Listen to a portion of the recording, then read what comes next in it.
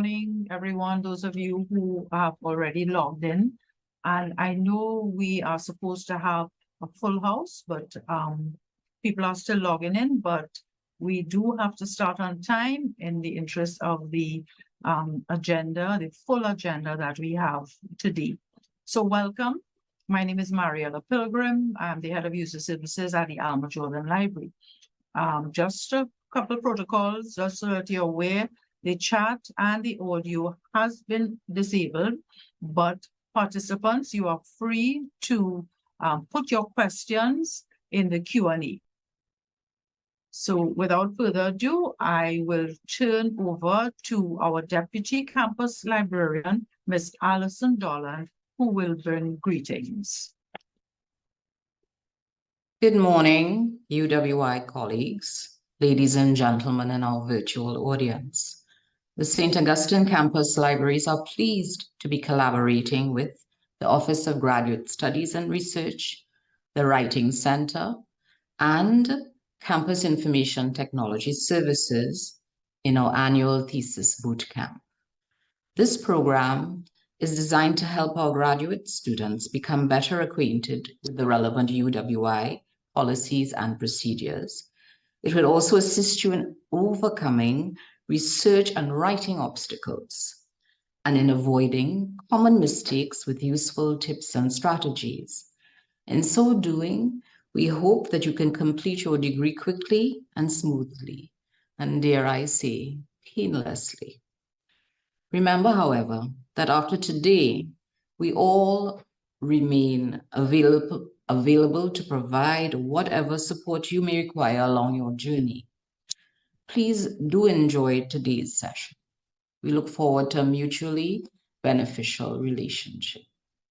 Good luck in your research endeavors. Thank you. Thank you very much. Okay, thank you very much, Ms. Dolland, for those greetings. So right away, we will jump into the agenda. And this first item on the campus library's role in the thesis process. So basically today, what I'll be talking to you about is, how we support you, and more importantly, what role we play in this entire process. So let's just start off by, I'm just giving you a little bit of background. There are several libraries associated with the St. Augustine campus, both on the main campus and off the main campus. So just to raise your awareness that these libraries are all available to you. What I would strongly suggest is that you check the websites of these libraries before you decide to perhaps visit or try to borrow an item or to go or to interact with that library. So the link to the campus library will be shared with you so that you can then link to these individual libraries. So one of your most important resources, is your librarian. And here I'm just spotlighting the names of those persons. Engineering, we have Mr. Randy Sue. Science and Technology and Food and Agriculture, Ms. Joy Smith. The Humanities, Ms. Georgia Alexander. Social Sciences and Sport, Mr. Kamal Osborne. Law, Ms. Jodie Raja. And we have at the Norman Gilvan Library at present, Mrs. Dion Spears-Frontin. The School of Education, we have Dr. Shamin Renwick. Medical Sciences, we have Mrs. Nyala Dwaraka Bhagat and Ayana Aline Cumberbatch. So these are your librarians, your key resource persons that you can reach out to. And you will meet many of them when you go to the breakout sessions on your referencing styles. So what I expect for you, you can contact us. You need assistance, email your liaison. We have FAQs on all the websites. We have the option to ask a librarian. In addition, online chat services in different libraries. They may have different platforms. The hours of service may vary, and you can also leave a question. So be mindful. Once again, I'm saying, check the websites of all the libraries so that you are aware of what type of service is being offered for you to contact your liaison or resource librarian. So that now I'll just go straight into resources and services and facilities, just to give you a little reminder about some of these things. Some of you who are already in the system would know, but the rest of you, just to give you a little heads up, what's available. So the campus library's resources are vast. You have access to print, ebooks, electronic books, electronic journals, photographs, audiovisual material, databases where you can search and find a number of articles. You have access to multimedia. So we do provide you with the resources that you need to conduct your research. And this is across all the libraries. When it comes to services, they vary from library to library, but basically you can have a research consultation set up with your liaison librarian. We do offer document delivery services because, of course, no library in the world can have all the documents that you need. We do have device loans as well. So you need a laptop, you need a MyFi device, check out your libraries, you need a tablet. Also, we have the UWI Intellectual Property Help Desk at the Alma Jordan Library. So you can always set up an appointment if you need that sort of guidance.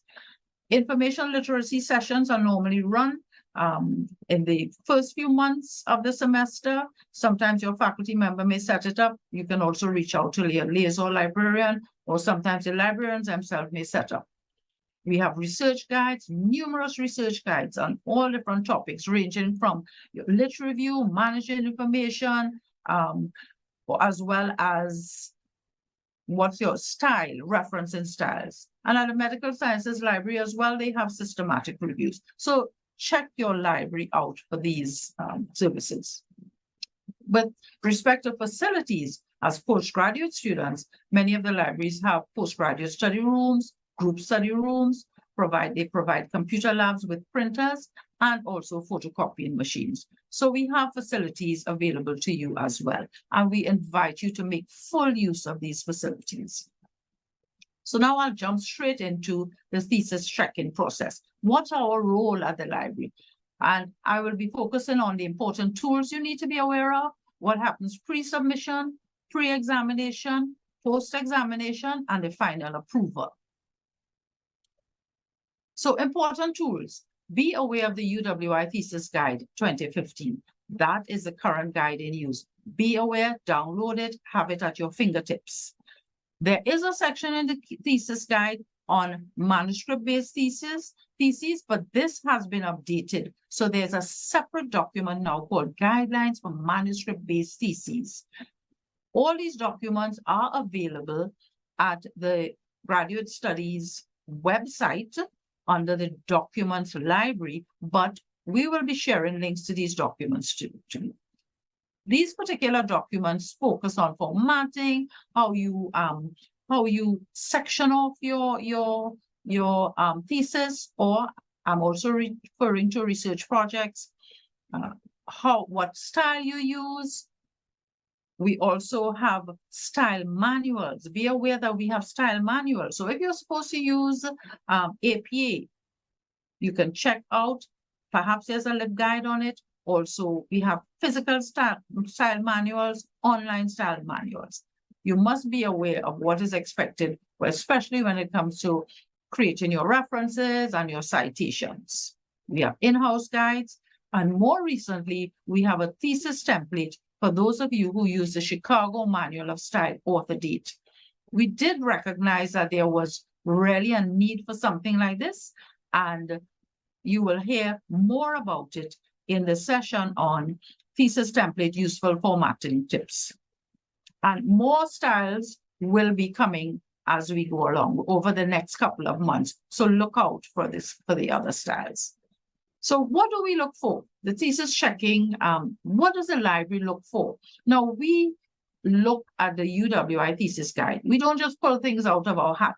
These are things that are listed there, and we are expected to scrutinize your thesis to ensure that you have met these guidelines. So we look again at formatting, how you arrange your abstract, your tables and figures, your appendices. and of course your citations and references. But sorry, let me make it clear, we do not do any sort of editing. All right, so please. So pre-submission, I would suggest that you consult with your librarian early, preferably after completing a lit review and maybe 1 or 2 chapters, because it is at this point we can see is the index, are the index citations on order, if you have a table or a figure, are you following the formatting about section heads, titles, subsections? We can identify and help you correct those problems very early. Oftentimes we find a student a week or 2 before they have to submit, they're asking, can you please review my thesis, my entire thesis? It's not possible because for 2 reasons, time reasons, and if we find lots of problems, you will go crazy at that point in time because you will have to correct them. So let's correct them perhaps after, or more importantly, check with us very early. And we ask that you please don't email, every single reference that you correct. So pre-exam, copies of the MPhil and PhD theses are sent to us from the Office of Graduate Studies and Research. Once more, we scrutinize, we contact you, and we say, okay, everything is not in order. You need to correct this, X, Y, and Z. So you get a checklist that, will take you through what corrections. In addition, you can meet with your librarian, either face-to-face or virtually. You don't understand what's required. I don't understand what I need to change. You can meet with your library. And of course, we send that information to Graduate Studies and Research just to say that this thesis does not comply with the UWI thesis guide.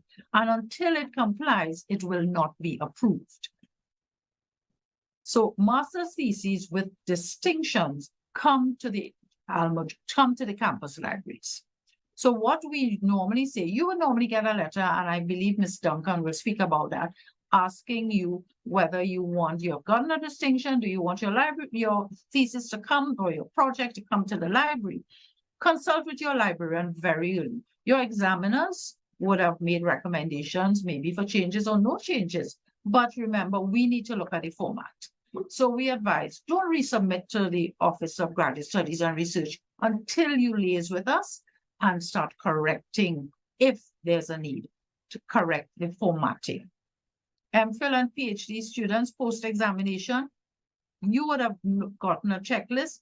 Please correct everything. We recognize that people just do minor corrections, a few corrections, and when it comes back to us, we have to say, please take it back. You can't approve it, and you send it back with correcting 1 or 2 things. Please take it back. You can't approve it. So please be aware. You don't want that up and down, and neither do we want to keep saying not approved, not approved, not approved. So just take your time and do those corrections. So finally, at the approval, post-approval stage, right? If you have met the UWI thesis guidelines, we say so. We provide a document indicating that you have met the guidelines. The electronic version of your thesis is returned to Graduate Studies and Research. This is your official thesis. They will do what they have to do, note your award date and so forth. And they would ask you to sign a deposit license agreement for electronic theses. This is absolutely necessary because we are going to be putting your thesis out there in the world.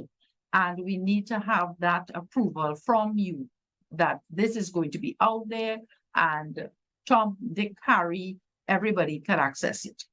The Office of Graduate Studies will, upon completion of adding their information and getting that agreement from you, will then send it back to the library. We will have it cataloged and it will be available in our collection.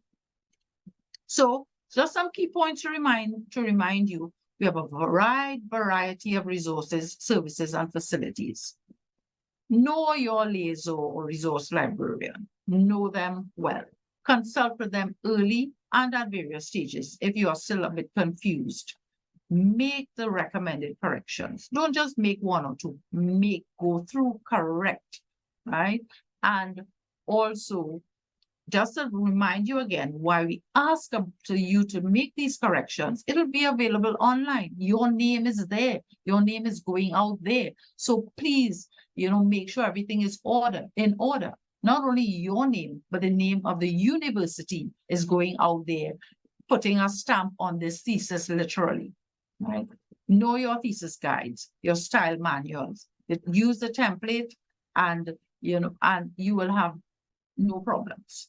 Okay. So once again, there's a link to the campus libraries, and I want to say thank you for listening, and good luck in your research.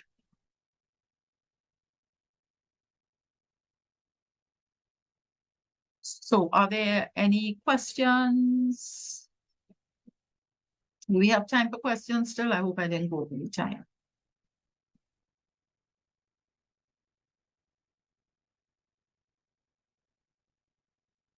So far, Mrs. Pilgrim, we have one question in the Q&A. Good morning. Is the thesis of a PhD student in literatures in English a traditional thesis or manuscript-based thesis? Thank you. So that, I mean, it doesn't matter. It could be either or. It all depends on you and your supervisor, really, what you are working towards. So it all depends. That discussion you have to have with your supervisor. I saw another question. Is there a link to a Chicago Manual of Style? I think somebody was just answering that. Yes, so the link has been placed in the chat, in the Q&A, sorry. So there is a link. You can check it through our databases, A to Z page, our ebooks page as well. You will see the Chicago Manual of Style listed there. Right.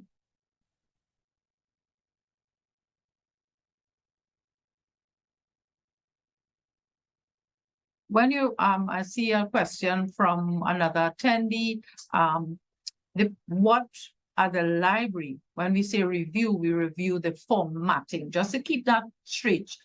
Formatting, we have nothing to do with the content otherwise. So it all depends on which faculty you, anonymous attendee, which faculty you are attached to. Right, so if you give me that information, I can let you know. Also, perhaps when you attend your referencing session, you may meet your liaison librarian there. So if you can just put in again, what's your faculty, I can quickly give you that response.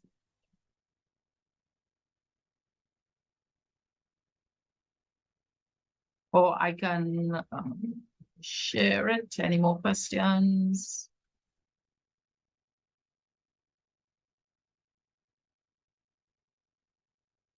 No, I have another question here. Do you also review journal articles when students write papers to publish? This is not not part of our if you say it's not under our responsibilities to do so. But I'm sure, I don't think, I don't want to speak for the librarians. You can always speak to your liaison to find out if any of them would be willing to, but it's not under our purview.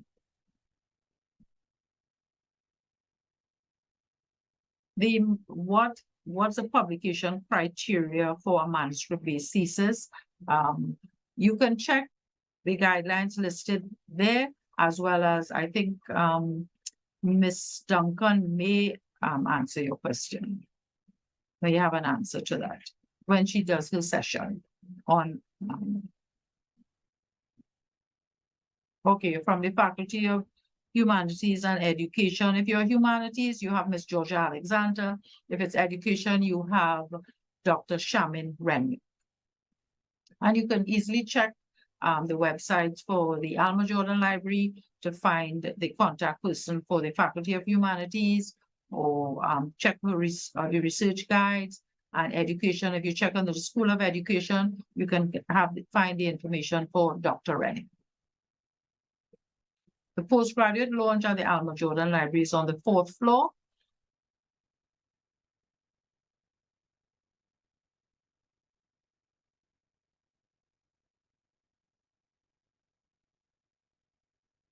Okay, so I think that's it for me for questions. Faculty of Humanities, and I already answered that, right? Miss Alexander for Humanities and Dr. Renwick for Education. So thank you very much for your questions. I hope that you have covered them. So now I am going to introduce one of my colleagues who will be doing the next session. Ms. Lorraine Nero will be doing the next session for us. Ms. Nero is a senior librarian and head of the West Indiana and Special Collections, and she will be giving you an overview of West Indiana and Special Collections. So thank you very much, Ms. Nero. I'll turn it over to you. Hi, good morning, and welcome to the participants.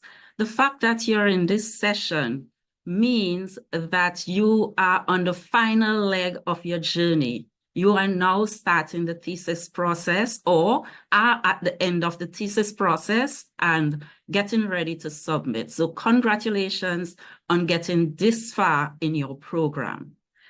So I am going to give you just a short introduction to West Indiana and Special Collections.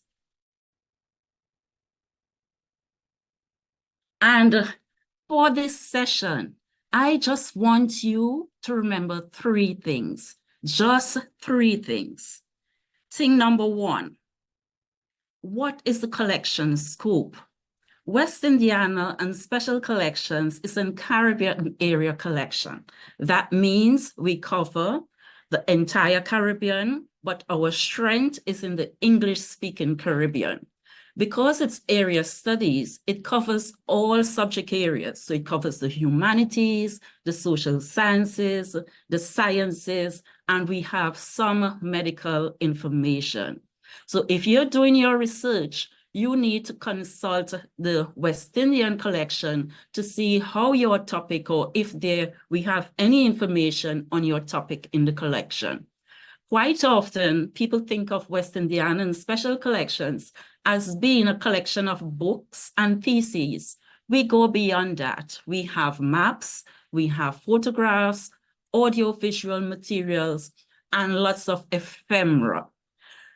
I know for you at this point of your journey, the theses may be of great interest to you, and we have, as was indicated by Mrs. Pilgrim, we will have the MPhil and PhD theses, and also the outstanding master's thesis that would have gotten an A. So you may wish to consult us.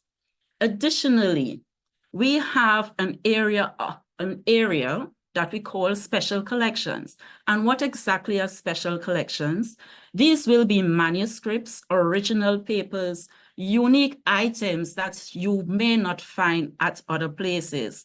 So let's take, for example, if you're in the humanities and you are working on Derek Walcott, you might find you have Derek Walcott original manuscripts, and you may want to consult to understand his thought processes, etc. So we have over 160 special collections covering a variety of areas.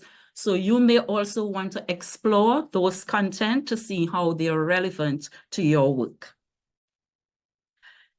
While we have a strong print collection, we are also developing our digital resources. And a lot of these are available through our UE Space institutional repository. Again, we have digital copies of theses, so you don't necessarily have to come in and sit and look at the print version, but you can access these virtually through our UE Space repository. But just as you have to sign in for UELink, you will need to log in to access these resources. Again, we have digital resources in different areas, such as in audiovisual material and pictorial resources. Thing number 2, and maybe thing number 2 might be the most important thing to you. Why is West Indian and Special Collections significant for you? If you are going to write a sentence that resembles this in your thesis, The literature shows a gap in the area since no Caribbean studies were located. And I wish I could ask to have a raise of hands and see visually how many of you have already written a similar sentence into your thesis or is considering that. If you're going to write that sentence, you need to verify and ensure that you have done the literature research. And this is why West Indiana and special collections is important, because you have to come and look to see what exactly is in my area, so that when you write this sentence, you are confident that you would have done your literature searches and that indeed there are gaps in the area for you to continue your studies. Bear in mind that while we love to use a lot of online resources, etc., a lot of Caribbean resources are still in hard analog format. And if you need to develop your context and explain the context of your research, you may need to consult some print resources. So that is why we are significant for you. And thing number 3, how to contact us. I am Lorraine Nero. There is another librarian in the division, Dr. Karen Eccles. We are also available. You can come and speak to us and discuss with us as you continue to explore what Caribbean content will be available for your topic. We are online. Once you go to the library's website, there is a tab, Caribbean Resources. You can drop it down. We have some online resources. You can go there and you can explore to see what is available digitally. If you want to come in, we are on the 2nd floor of the Alma Jordan Library. You can call us at these extensions, and we have a general mail for WI. We call it WI. You can email us at wimail@sta.ue.edu with your questions, and we can try to assist you as much as possible. I thank you for listening, and I look for any questions that you may have.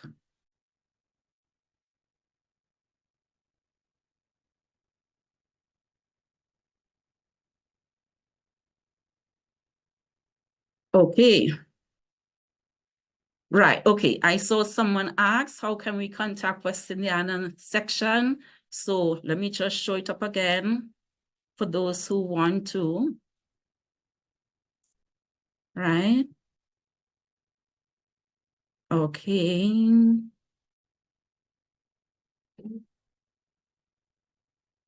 All right.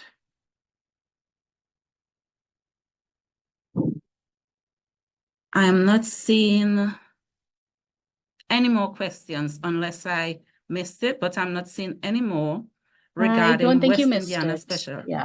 Okay, good. Great. So thanks again, and I end my session.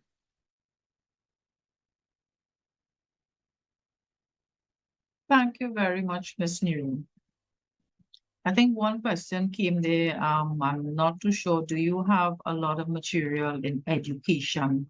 I don't know if it pertains to WI, West Indiana Special Collections, but perhaps you could respond.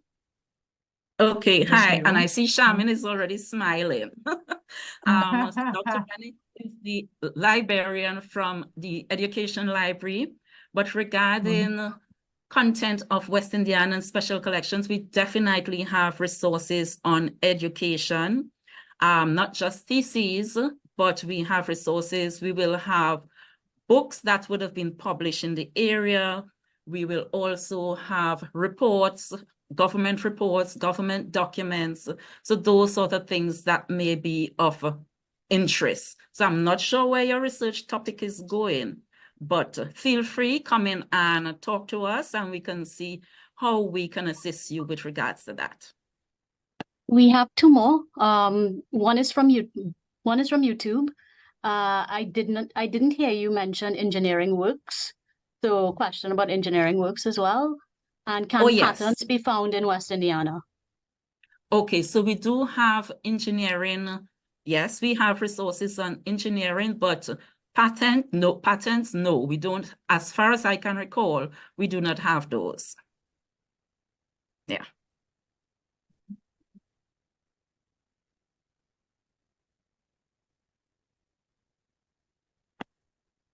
Any more? Okay. Okay, good. Is West Indiana searchable in UWeLink? Was the last question there. All right. So we have a lot of the resources are searchable in UWeLink. So you will have the books, copies of the theses, which are available in UWeLink. But there's a lot of resources in WI that are not available in UWeLink. For example, if you're going to look at the newspapers and so on, those are not cataloged and available in UWeLink. We have different access points for those. If you're interested in the photographs, again, those are not inside UWeLink, so there will be a separate finding aid. If you are interested in the Caribbean studies that students would have done at the undergraduate level, because those help you in establishing some context and background for whatever research topic you have, again, those resources will not be in UWeLink. So that is why it's important to consult us to see the scope of your topic and understand that not everything will be available via UWeLink. Okay, thank you, Ms. Nero, for that most informative presentation. I'm Good, sure the thanks. students would have benefited immensely from it. So now I'm going on. In the interest of time, we have to move on, but bear in mind, questions that are not answered, we will actually answer them and share the responses. So now I will introduce Dr. Shamin Renwick, Senior Librarian in charge of the School of Education Library. She will present on managing information for research. So turn it over to you, Dr. Wren. Okay, thank you very much. First of all, I would like to say thank you very much for asking me to speak this morning. And second, I would like to give a shout out to all of the organizers of this thesis bootcamp. They have done a great job, all of the librarians and library staff involved. And to the students, the PhD students, postgrad students, I should say, who are here today. I'm really pleased that our turnout has been so good. So my topic is managing information for research. I have a lot to say, very little time to say it in. Please know that I do have a handout that I will update during this week with the resources that I'm going to share with you. And I should have confirmed that you are hearing me. Yes, okay. So if there are any issues, I am trying to find the chat to ensure that all is well. Okay, so there's nothing in the chat. So let us start. This is an overview of what I'm going to talk about very briefly in the next 25 minutes. Hopefully we will have some time for question and answers. I will give you my contact if you want to follow up on anything. So we're going to talk about research and information, managing published information, managing information for preparation of your thesis. We're going to look at some online tools and just a couple of slides on the library support for preparing your thesis. So what is research? Research, meaning to look closely, is an old French word. It really refers to a systematic and organized way of finding answers to questions. And systematic and organized are very two key terms in the approach you should make towards getting your research done. But what is information? The word information was derived from Old Greek, French, Latin, okay? And today, information, which has to do with becoming informed and reducing uncertainty, is polysemantic, as no single definition suffices. So the use of the term is so ubiquitous that it almost has different meanings in different contexts. So in this presentation, I'm going to talk about the information that you use, that is published information and gray literature, data that you collect for your thesis, whether it's quantitative or qualitative data, and information that you write, the new knowledge that postgrad theses are supposed to create. So the attributes of postgraduate research is that it must build upon what has gone before. It must be of a high standard. It must be original and demonstrate significance. And it must make a contribution to the field of study.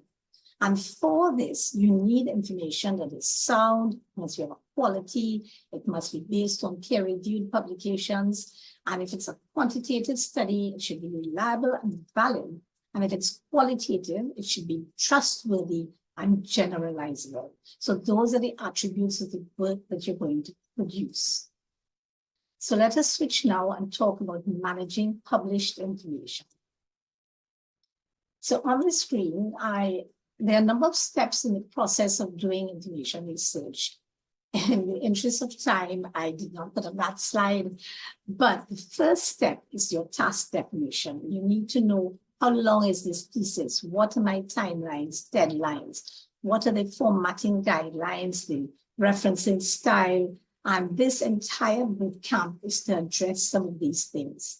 The most important takeaway you should have in getting a PhD thesis done is planning and time management are two key factors in getting it done. And overall, not a manuscript-based thesis, a traditional thesis. There are a number of sections. There's your introduction, the review, your framework, your methodology. And the parts that I've highlighted in green are the areas where you're going to use published information. Data collection and analysis are yours, but for everything else, you're going to have to be able to manage information to get this thesis done. So to manage published information, to find quality information, you must, one, understand the nature of information and your information environment. Your sources are the first level of quality, and it cannot be proven alone. You have to be able to find the best information. You need to get familiar with your discipline, your topic, your area of research. And remember, doing a PhD, doing a postgraduate degree, you learn as you go along. That is the reason you're doing it. That is why you're here. And therefore, you need to be able to use the appropriate tools to get this thesis done. And the third thing I need to share is that you need to be able to evaluate your sources of information. And today, as we know, with all of the misinformation, all of the fraud that goes on, the ease, the lack of ethics, you need to evaluate your sources. So the next few slides are going to treat with these points. Understanding your information environment. So if you think of this iceberg, as all of the information that is out there, you have what we call the indexed web. We have the deep web and the dark web. We're not talking about the dark web today. We're talking about the indexed web and the deep web.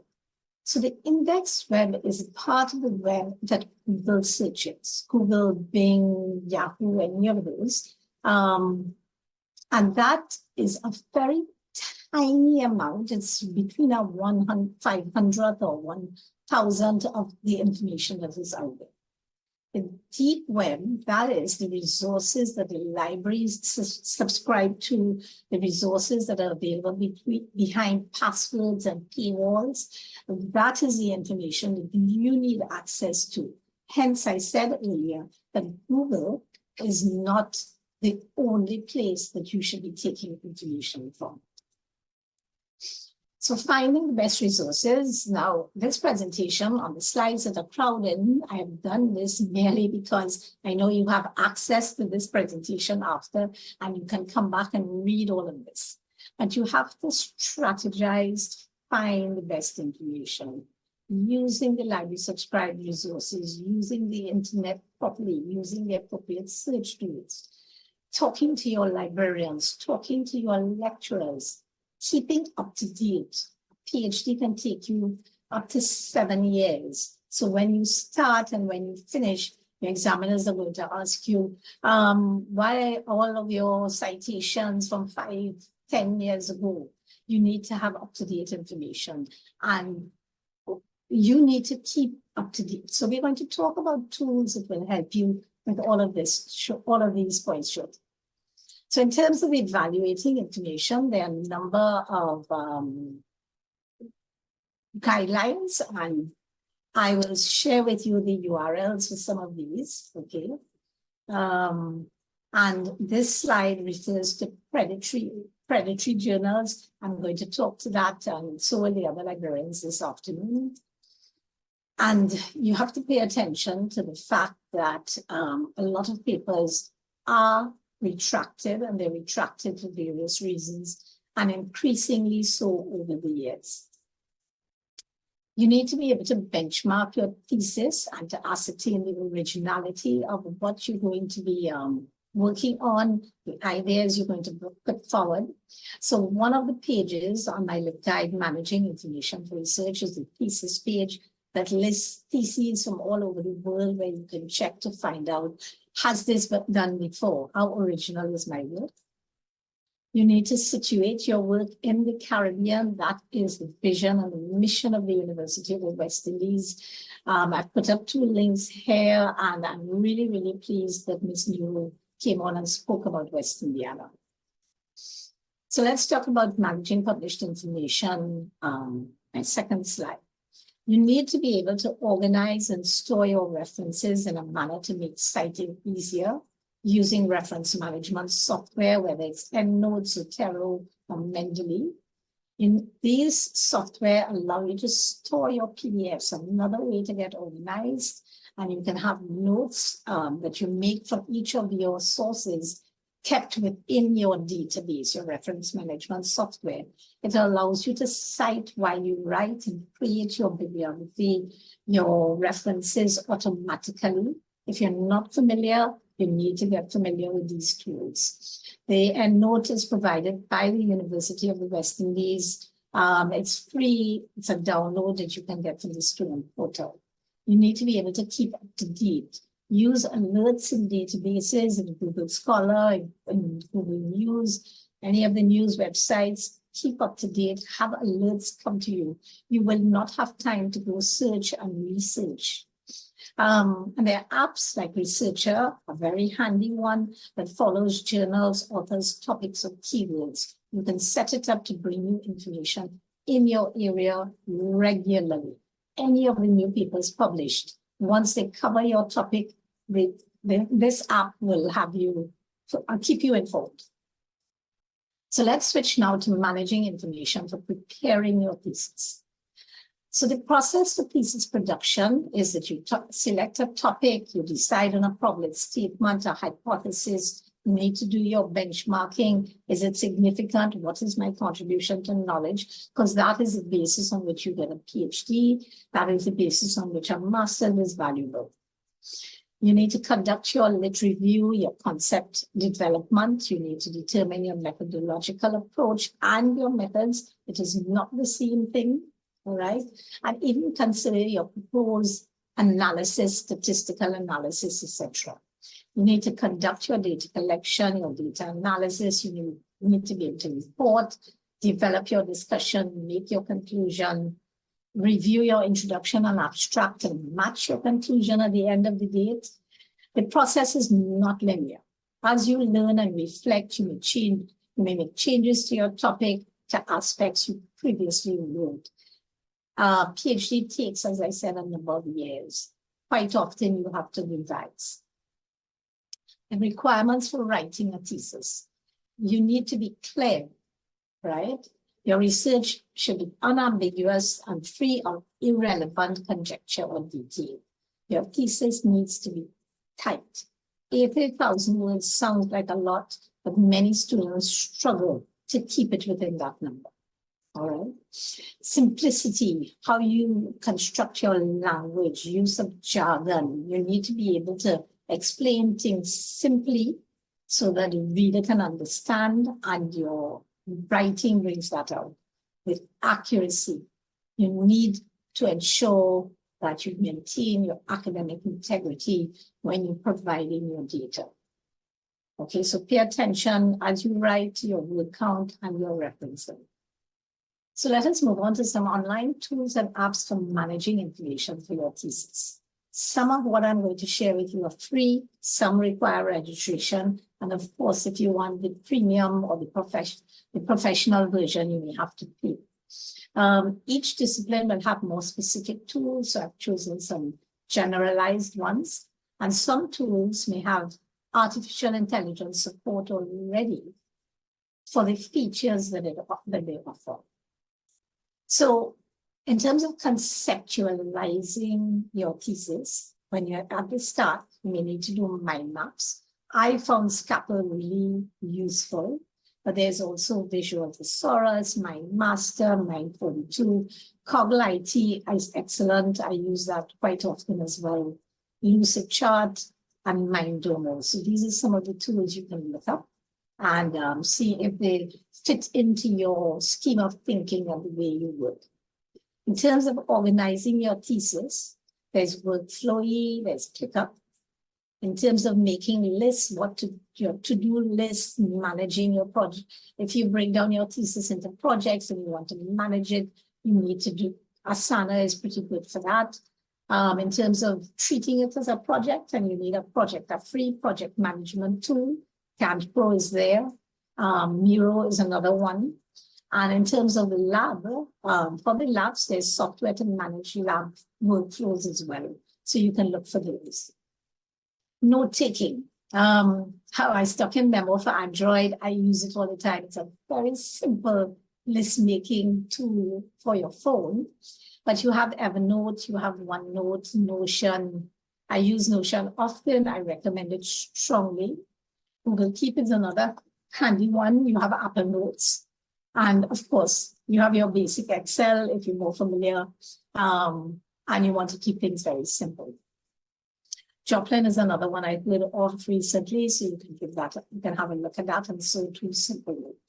So your note taking is very important. Many of these, like Evernote, allows you to save websites. I'm not talking here about merely writing notes. I'm talking about taking snippets from the web, keeping websites, images. So these tools allow you to keep organized.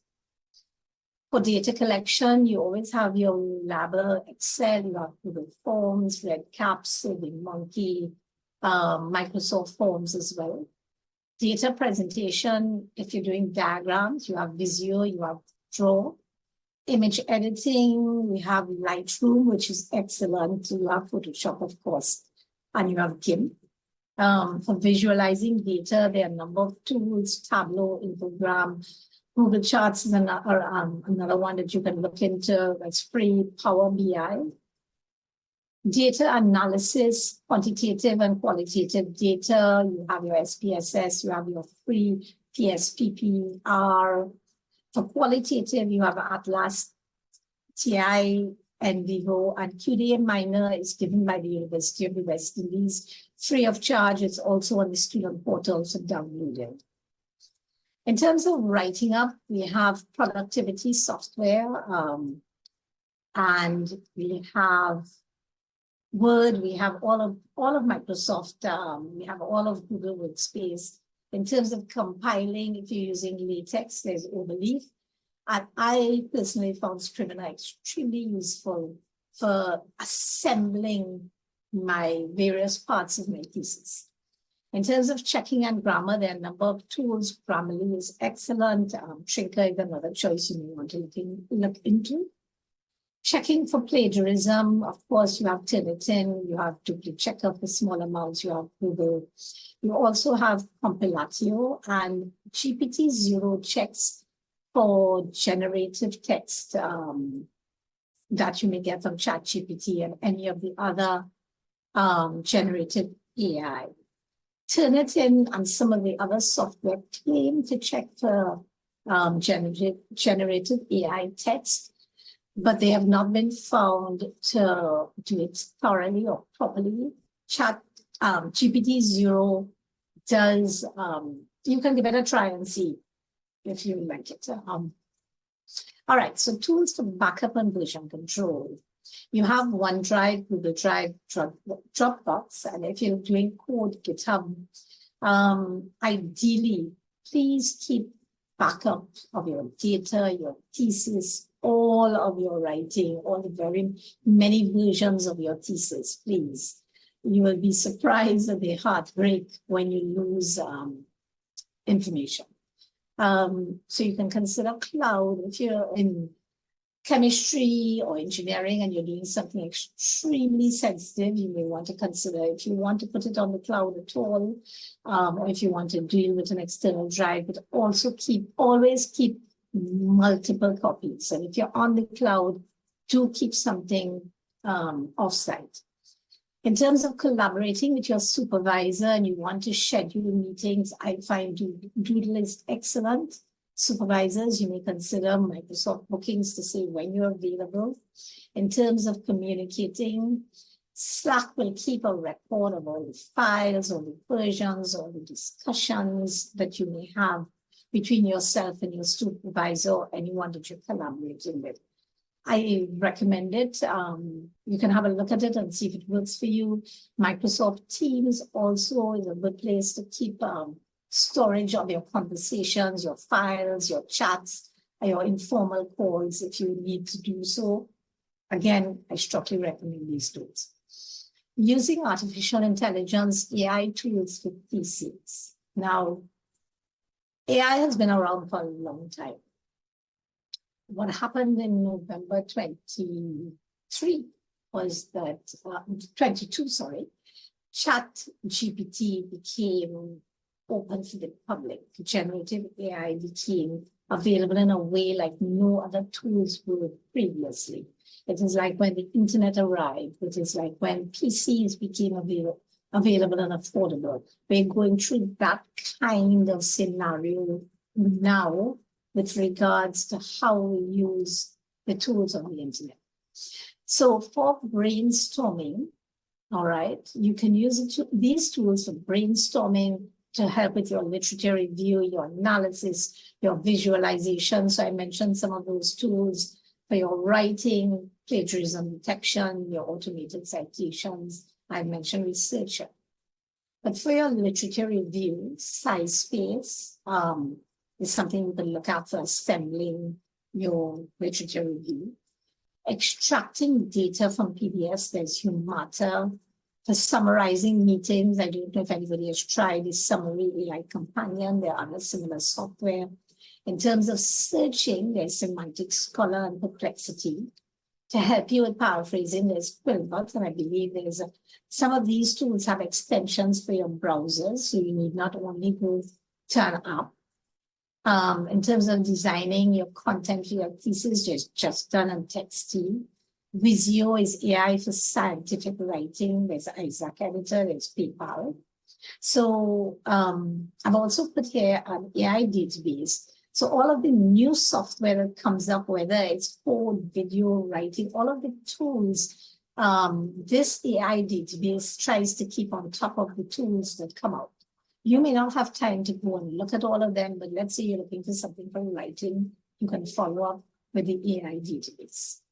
In terms of generative AI, as I said, ChatGPT came out in November 23, but generative AI is not only for text where you have Bard, Copilot, Gemini, there's Claude, there's Just Done, but you have generative AI for images, Midjourney, Stable Diffusion, Dolland, Dream Studio. People who are doing code, there's OpenAI Codex. If you're doing audio, for music, for speech, for video, for molecules, there are generative AIs as well. For robotics, data, business intelligence, analytics. The list goes on, but this is just to introduce you to the fact that generative AI is not for text only. There's a lot more that is happening. But there are concerns with using generative text AI tools. Generative text AI tools confabulates. People use the term hallucinations and lie. But you have to know about your topic because generative AI can provide you with false, misleading information. It makes up citations, it creates some deep fakes. There may be concerns with copyright, IP infringement, plagiarism, data privacy. The data reflects the data it was the output reflects the data it was trained on. So if there are biases against third world countries, biases against Black people, Asian people, it comes out in the generative AI. So it's only, using it is only as good as your ability to create appropriate prompts. It is not a search engine, please. It answers your questions in an authoritative tone, but like Google, do not trust all that you see. You need to use your search engines, your databases, because they provide a variety of sources. Search engines retrieve information, not generate information. There's an AI incident database that you can check out, and it tells of some of the more harmful AI, or not necessarily only harmful, but misleading AI. So you can have a look at the incident database. So AI promises everything you need. It tells you, rightful says we have an academizer, paraphraser, we have an abstract generator, title generator. So AI promises everything.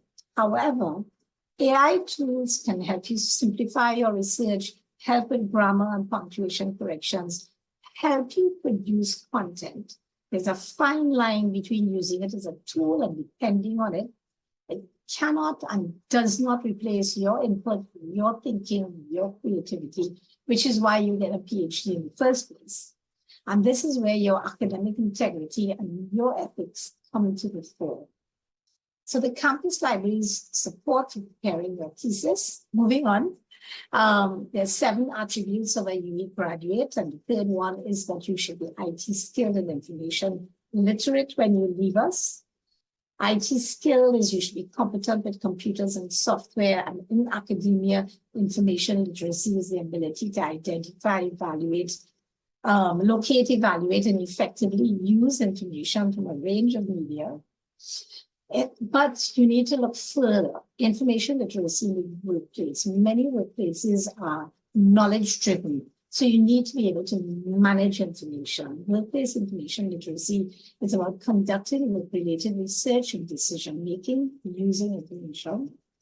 The library supports the research cycle from discovery, planning, conducting, publishing, and sharing, and increasing the impact of your research as well as preserving your research. I do have a Dr. handout. Renwick, I Yes. would hate to interrupt, but you only have about 3 minutes left for this session. Oh, I need 1 minute. All right, so this is my handout. I've put the link in the chat, and I will be updating this handout with the tools for managing thesis preparation during this week. So please give me until the weekend, just like the thesis template. By weekend, you should have these tools in mind. Let's hope. These are the references and links that I've used in producing the session. And, oh, sorry, right. So this is my contact information. I know we just have like about 2 minutes, and I'm going to check the questions. If not, I will answer your questions. Please send them to me.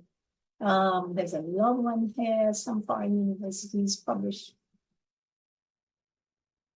Okay, so that's not me. As we have a red cap of Qualtrics license. Sophia, I would like to say yes, we do red cap. I know Faculty of Medical Sciences uses it. So you can check with your librarian there. Qualtrics, I know Settle does use Qualtrics. So if you talk to someone like Mark Garcia or Justice Zephyrin or Dr. Leroy Hill at Settle, they may be able to answer your question. Thank you very much. I am not seeing any more questions in the chat at this point. So thank you, Crystal Backwell. Keela, can the link be sent in this chat? Can I send the link in this chat? Randy, can you help me with that, please, Mr. Sue? I put it into the regular chat. Can you answer Akila's question? With that, I will close. I will stop sharing and so let me see. Stop sharing. And if there are no more questions, I will wrap up at this point in time. Mr. Osborne?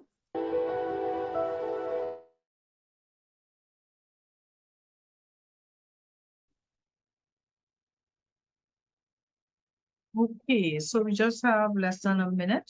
So welcome back. Once again, I'm the chair for today, Mariella Pilgrim, the head of user services.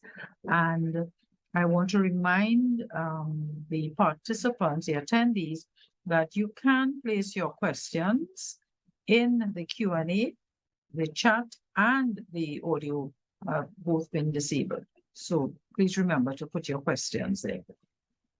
So it's now 10:15. I would like to now introduce Ms. Vanessa Duncan, the Senior Administrative Assistant for MPhil and PhD matters, and she will present on examination of research papers, project reports, and MPhil and PhD theses. So I'll now turn over to Ms. Duncan.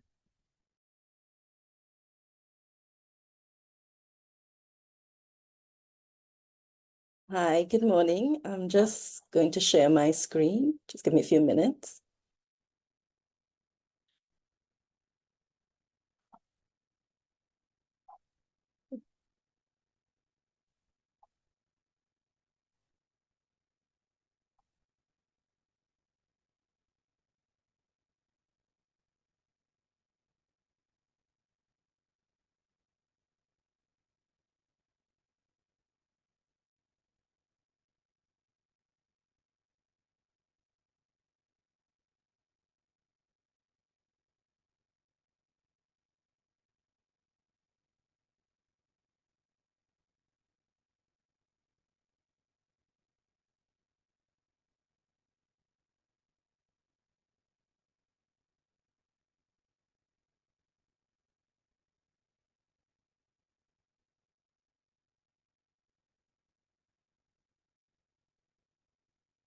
Can you see my screen?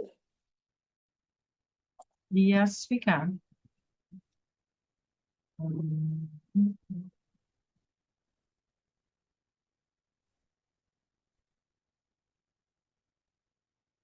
Good morning. What just happened to me happens to a lot of our PhDs when they are actually going to do their presentations at their oral. Sharing the screen can be a bit challenging at times. Okay, so today I'm going to present on the examination of research papers, research projects, and MPhil and PhD theses.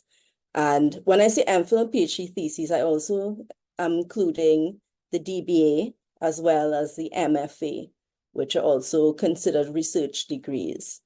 So I'm actually going to start first to talk about the taught masters, which will be the research papers and the project reports.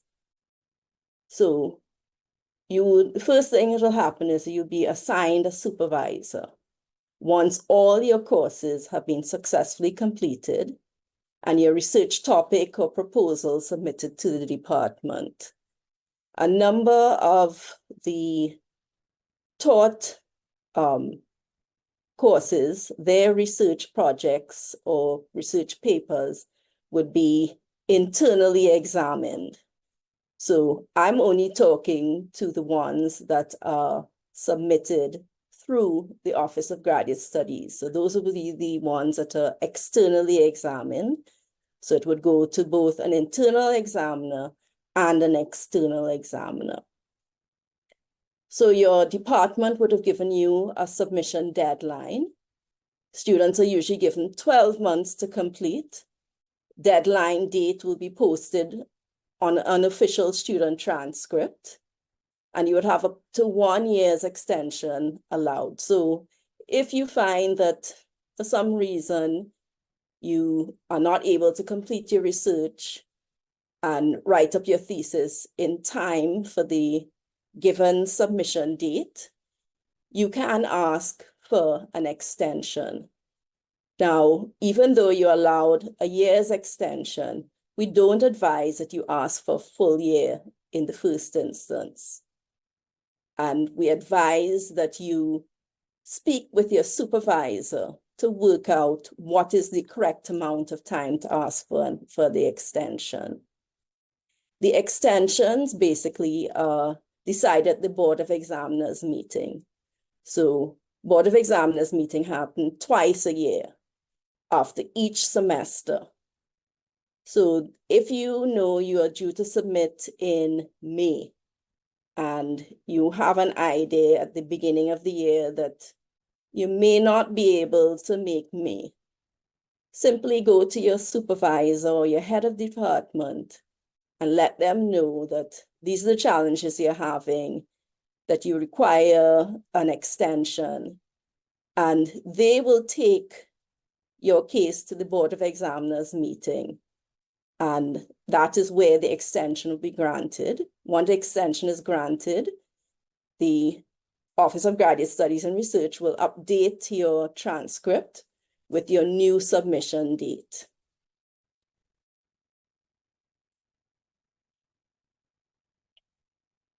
Now, you must complete your application for examination of research paper project form 2 months prior to submission. This is to give your department enough time to source examiners for your project. Now, the department will nominate an internal examiner, an external examiner, and a proxy external examiner. The proxy basically is there if the original proxy for some reason cannot examine your thesis. In the case of the research papers and project reports. So this is an example of what the form looks like. The form must be completed by the student and must be signed off by your supervisor and your head of department before it's submitted to the Office of Graduate Studies and Research. If it's not signed by your supervisor or head of department, we would not be able to accept the form.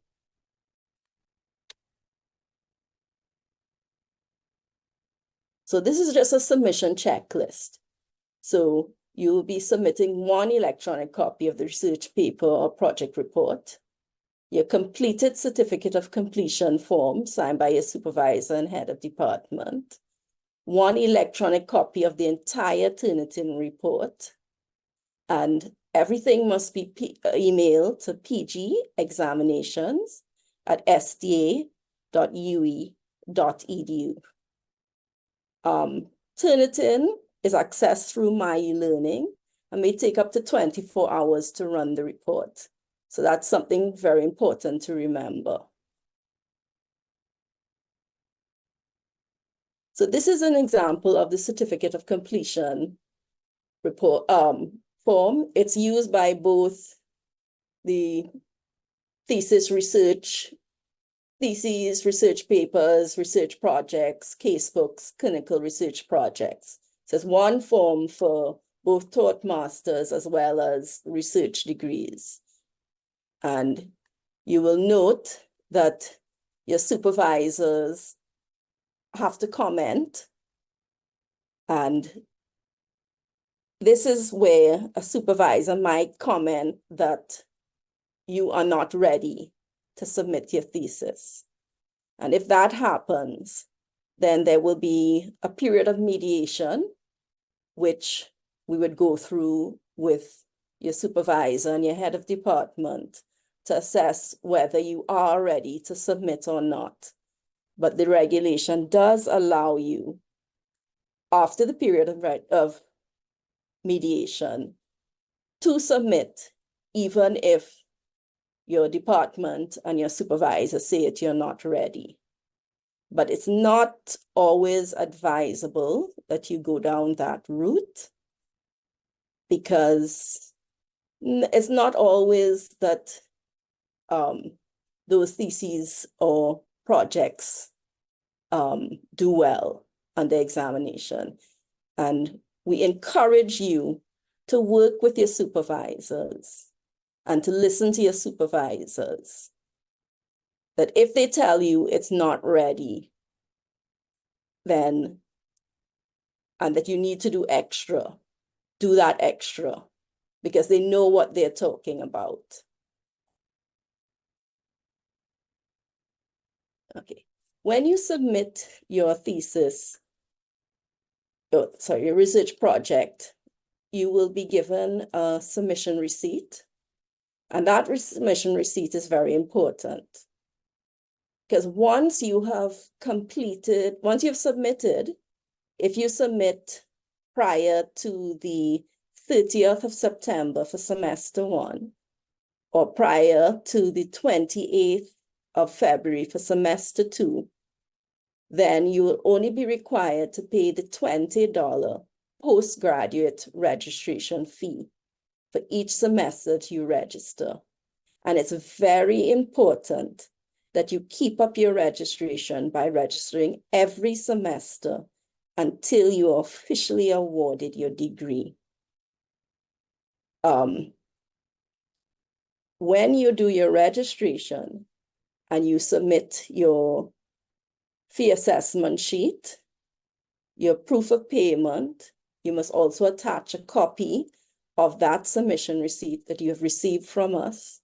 Or if you have submitted to your department, the submission receipt that they have given to you.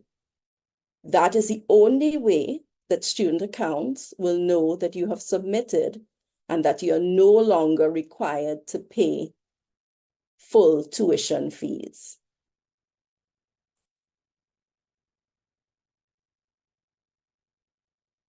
Right? So these are the dates again. So for semester 1, it's on or before the 30th of September. For semester 2, it's on or before the 28th of February.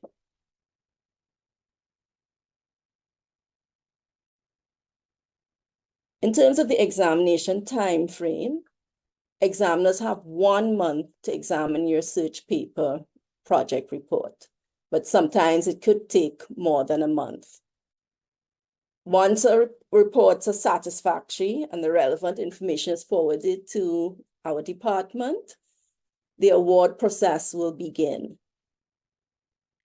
Once your award has been approved by the Board for Graduate Studies and Research, you'll get an email notification that you've been awarded your degree, and you will get instructions for applying for graduation. Please note that also you can check your unofficial transcript, which will give you an indication that your award is being processed. Because once the examination team receives your award grid from your department, they will put a note on your transcript that they're in the process of processing your award of degree.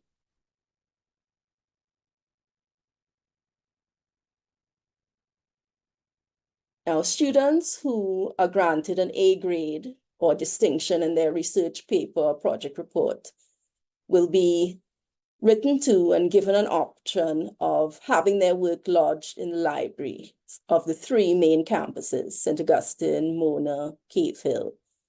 So you would get a letter, it will give you the option.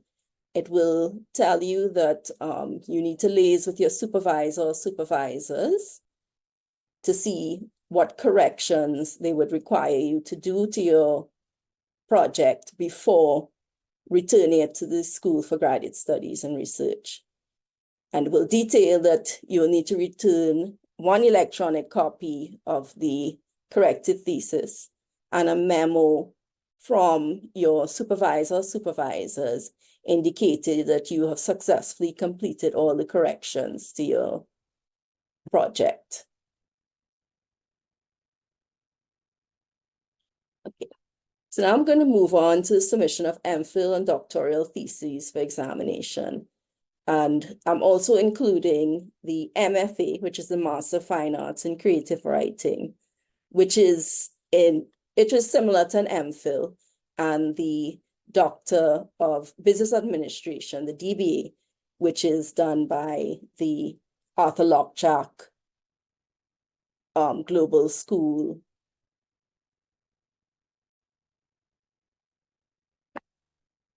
So when you are ready to prepare to submit your MPhil PhD thesis, we ask that you first consult with your supervisor. You need to verify that you have completed the following requirements. For the MPhil, a minimum of 6 credits and 2 graduate research seminars. For the PhD, a minimum of 9 credits and 3 graduate research seminars. We also advise you to consult with your faculty liaison librarian, to ensure that you've used the right style, you have your referencing done properly. So that, when you submit, everything should be okay. And when we send the thesis to the library for the pre-examination check, you should have a clean bill of health.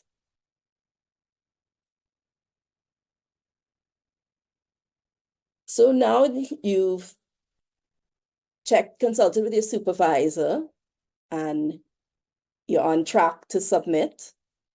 You have completed your seminars and your courses. You've checked your transcript and you're seeing all your seminars there. You must now complete your application for entry to examination of a thesis. And it's very important that you submit this form 3 months prior to submission.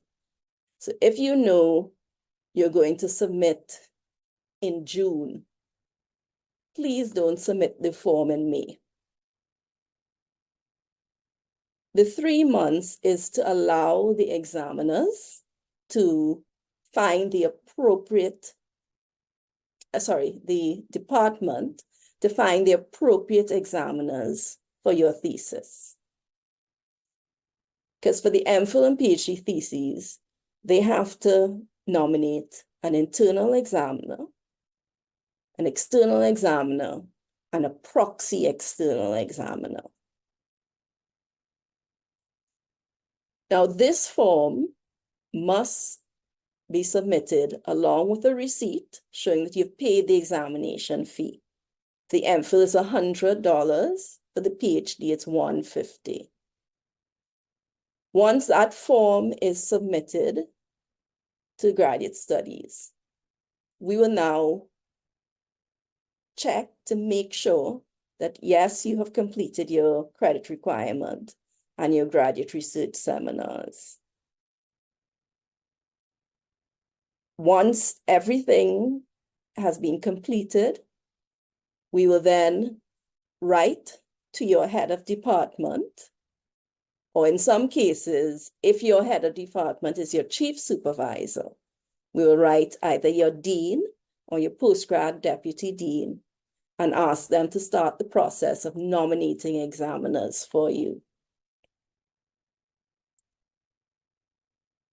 So this is an example of the application for examination form. You will note on this form, we ask you if you are submitting a manuscript-based thesis. So it's always very important for us to know whether it's a manuscript-based thesis or if you're doing a traditional thesis. Also, this form will also give us an indication of whether the supervisor agrees that you are ready to submit your thesis. And once everything is fine and the director for the School for Graduate Studies and Research signs off on this form, we will start the process, ask the department to start the process of nominating your examiners. Okay. In terms of Turnitin reports and your supervisor's sign off, we recommend you make an appointment with your supervisor to run your thesis through Turnitin. The supervisor must verify that report is free from plagiarism. We have put some percentages, but what we really look at is the actual matching within the report.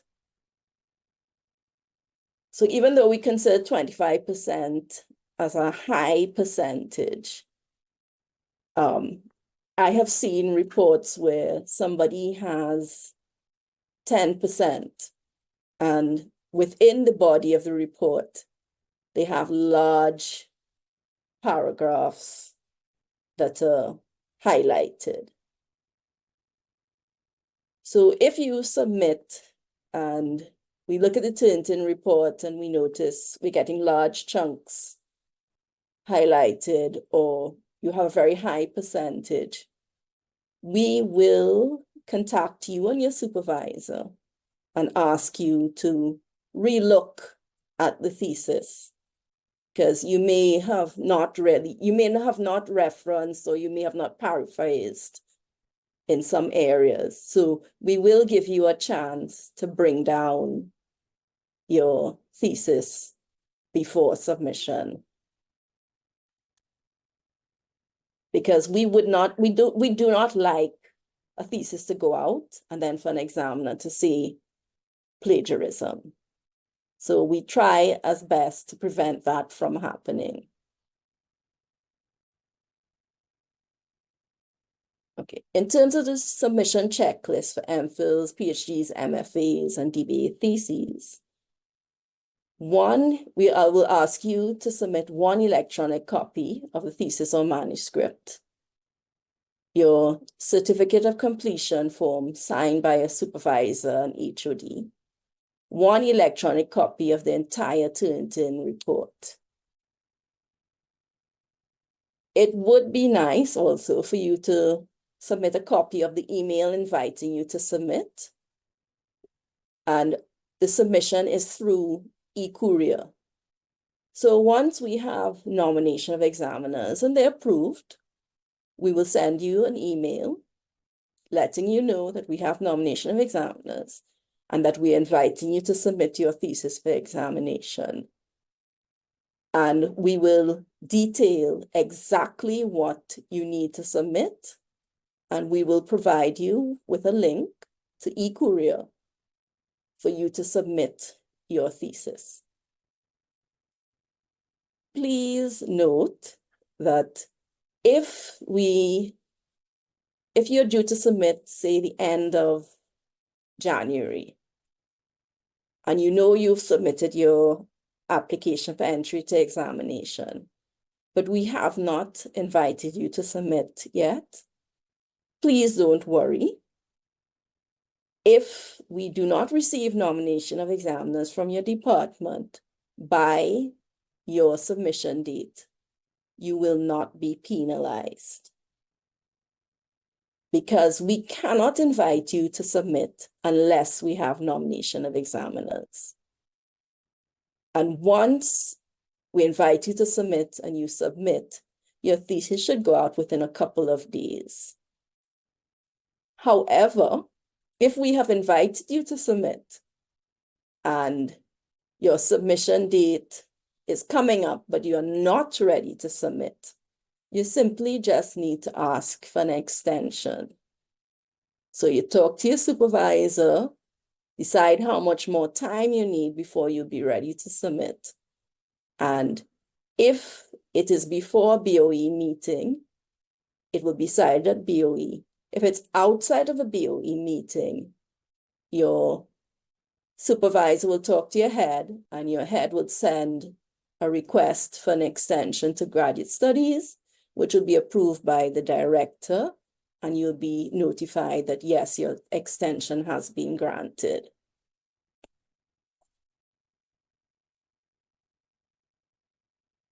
Okay, so I'm going to take you through the examination procedure. So it's very important that you read Regulations 3.24 to 3.42 of the regulations for graduate certificates, diplomas, and degrees. You should allow 3 to 4 months for the examination process. However, sometimes it does take longer, because we have to realize that sometimes an examiner is not only examining your thesis. They might have several theses from this university, other universities. So sometimes it does take longer. But please note that after 3 months, after 2 months actually, we will send them a reminder, and we'll keep reminding them through email, through phone, to ensure that they do submit. And if after a certain period, there's still no response, we sometimes will have to change your examiner.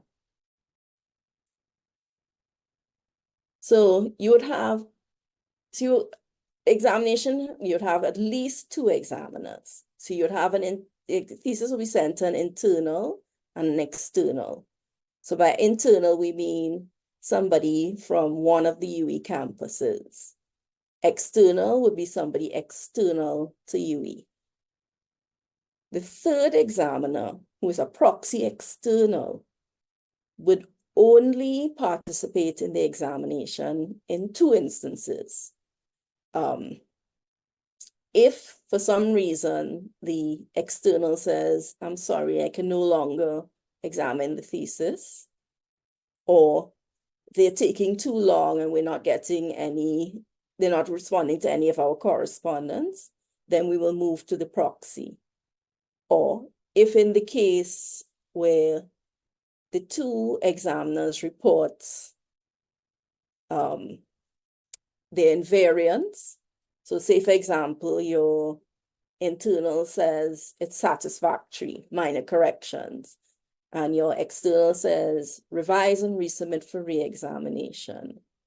We will then ask them to come together and see if they can come to a consensus.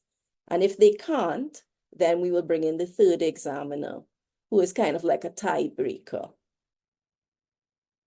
Your supervisor is no longer an examiner. Because basically, when your supervisor signs off on your thesis being ready for examination, they are basically saying, this is my report.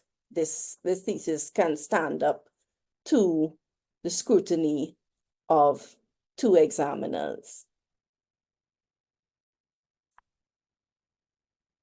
Now, the thesis, when it's sent to your examiners for examination, a copy is also sent to the library for pre-examination check. So your faculty liaison will consult with you, and that you'll have the opportunity to work with the library while your thesis is under examination to correct any formatting issues.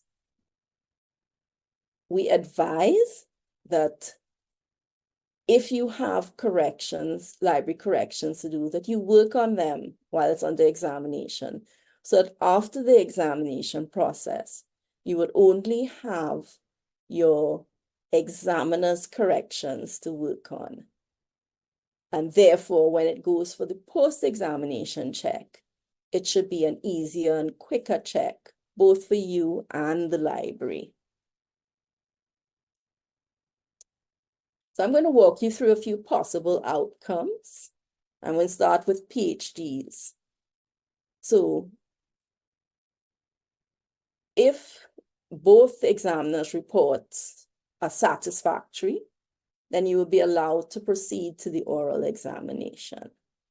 Now, your oral examination is set up by your department.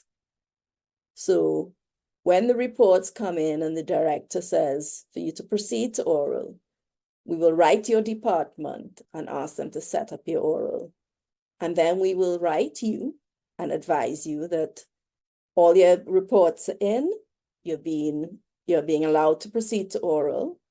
We'll advise you, you'll hear from us again once we have the date, time, venue of your oral examination.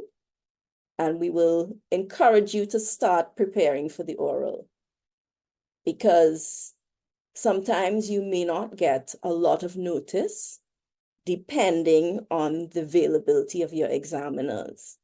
So you may only get like a week's notice, 2 weeks' notice. So it's very important, once we tell you you're proceeding to oral examination, you meet with your supervisors and start preparing. Now, once successful in the oral examination, you may be asked to make corrections to the thesis before the degree.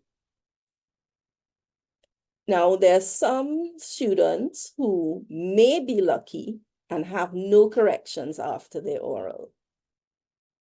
And those are usually students who may have been asked to revise their thesis within 12 months before proceeding to the oral, so that they have followed all the instructions of their examiners.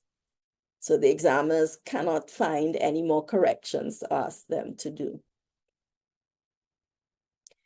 If, however, unfortunately, you're unsuccessful in your oral, you may be permitted to submit to another oral in 18 months. So they will give you 18 months to do revisions to your thesis before coming back to do a second oral. They could fail the thesis, give you an outright fail, or they can downgrade you to an MPhil.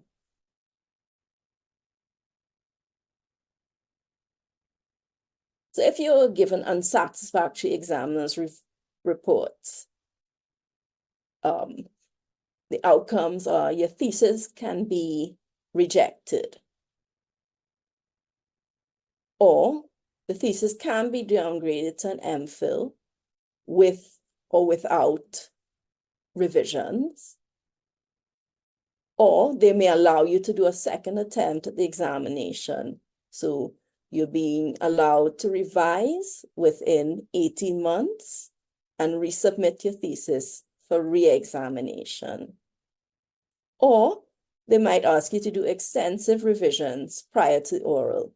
So you'd have 12 months to do those revisions. Now, even though you're given 18 and 12 months, it doesn't mean that you can't complete your revisions in less time. And if also you find that you need more time, more than the 12 or the 18 months, you simply need to write to the director asking for an extension, and it will be granted. But it must have the support of your supervisor and your head of department. Okay, in terms of MPhil candidates, satisfactory reports will allow you to make corrections before being awarded. Unsatisfactory examiners' reports may result in the thesis being rejected, or a second attempt, which will be a revise and resubmit for re-examination within 18 months. Or the examiners may ask for you to do an oral examination. Now, an MPhil does not typically do an oral, but the regulations do allow that if at least one examiner asks for an oral exam, we have to send you to oral. But that is very rare.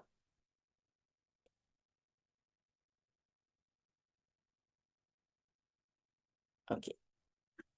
Now, you can be deemed to fail the examination if you fail to attend an oral examination, fail to resubmit a revise or correct a thesis within the specified time, have not been granted extension if unable to submit, or fail to satisfactorily make corrections. So if, for example, your oral is set for the 22nd of February 2014 at 10 a.m. and unfortunately you get ill or something happens, you should contact the Office of Graduate Studies and Research and let us know so that we can reschedule your oral. Don't just not turn up for the examination, because remember, it is an examination. As I said before, if you feel that you need extra time, more than the 12 months or the 18 months, you can be granted an extension. And this extension is outside of your 2 years of extension time that you're given to submit the thesis. And if, for example, you're asked to do corrections and you don't do them, try not to do that. I mean, you have to understand that sometimes you might be asked to do corrections to satisfaction of just your supervisor, or you can be asked to do it to the satisfaction of your supervisor and your internal examiner, or your supervisor and all your examiners. So I know sometimes it's hard to satisfy a number of people when you have to do a correction to so many people. And sometimes it might take long and you're tired and you just want to give up.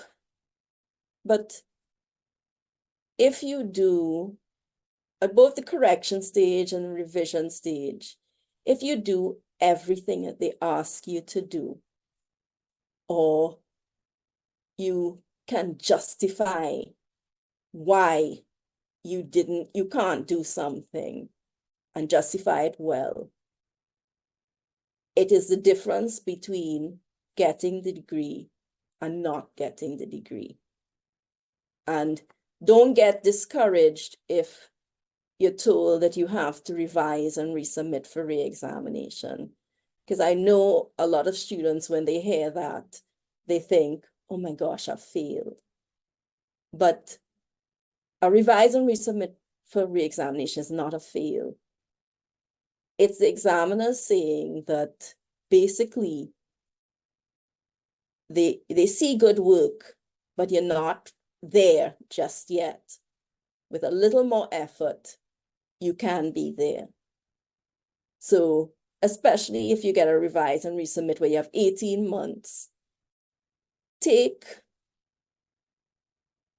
like 2 months to sit back, relax, really internalize it, come to terms with it, and then pick up your thesis and start doing what they've asked you to do. Because they will guide you. They will guide you and with their comments and their reports, and that will help you with your resubmission. But don't give up. Okay. So in terms of corrections, the requirements, we will require you to submit 1 electronic copy of the corrected thesis in PDF and Word format. A memo from your supervisor confirming that corrections were satisfactorily completed. In some cases, it might be the supervisor and the internal, or the supervisor and all the examiners. So your correction letter will clearly state who needs to confirm that your corrections were satisfactorily completed. You will also get a template for the statement of corrections, which will help you because you're asked to basically indicate all the corrections or revisions that the examiners have asked you to do. Indicate which ones you have done and which ones you haven't done. So it allows you to outline the correction, indicate where in the thesis you have made the change. And there's also a section for if you haven't dealt with that, to justify why you haven't done it. And it's very important that you do a comprehensive statement of corrections.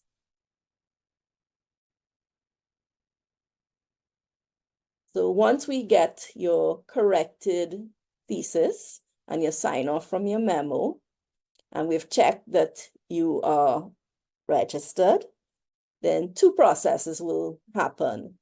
Your thesis will be sent to the library for the post-examination check, and we'll start processing your award of degree. So this is an example of the declaration form that is sent to you to complete and to insert after the title page of your thesis. We will also send you a deposit license agreement as your electronic thesis, once it's been given a clean bill of health by the library, and you have been awarded your degree, will be uploaded to the library's online repository. We no longer require 3 hardbound copies.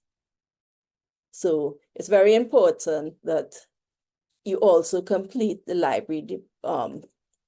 library deposit license agreement. Sorry, I always trip over that name. Right, so that is it for me. And if you have any questions, I'll be very happy to answer them. So I'm going to stop sharing my screen.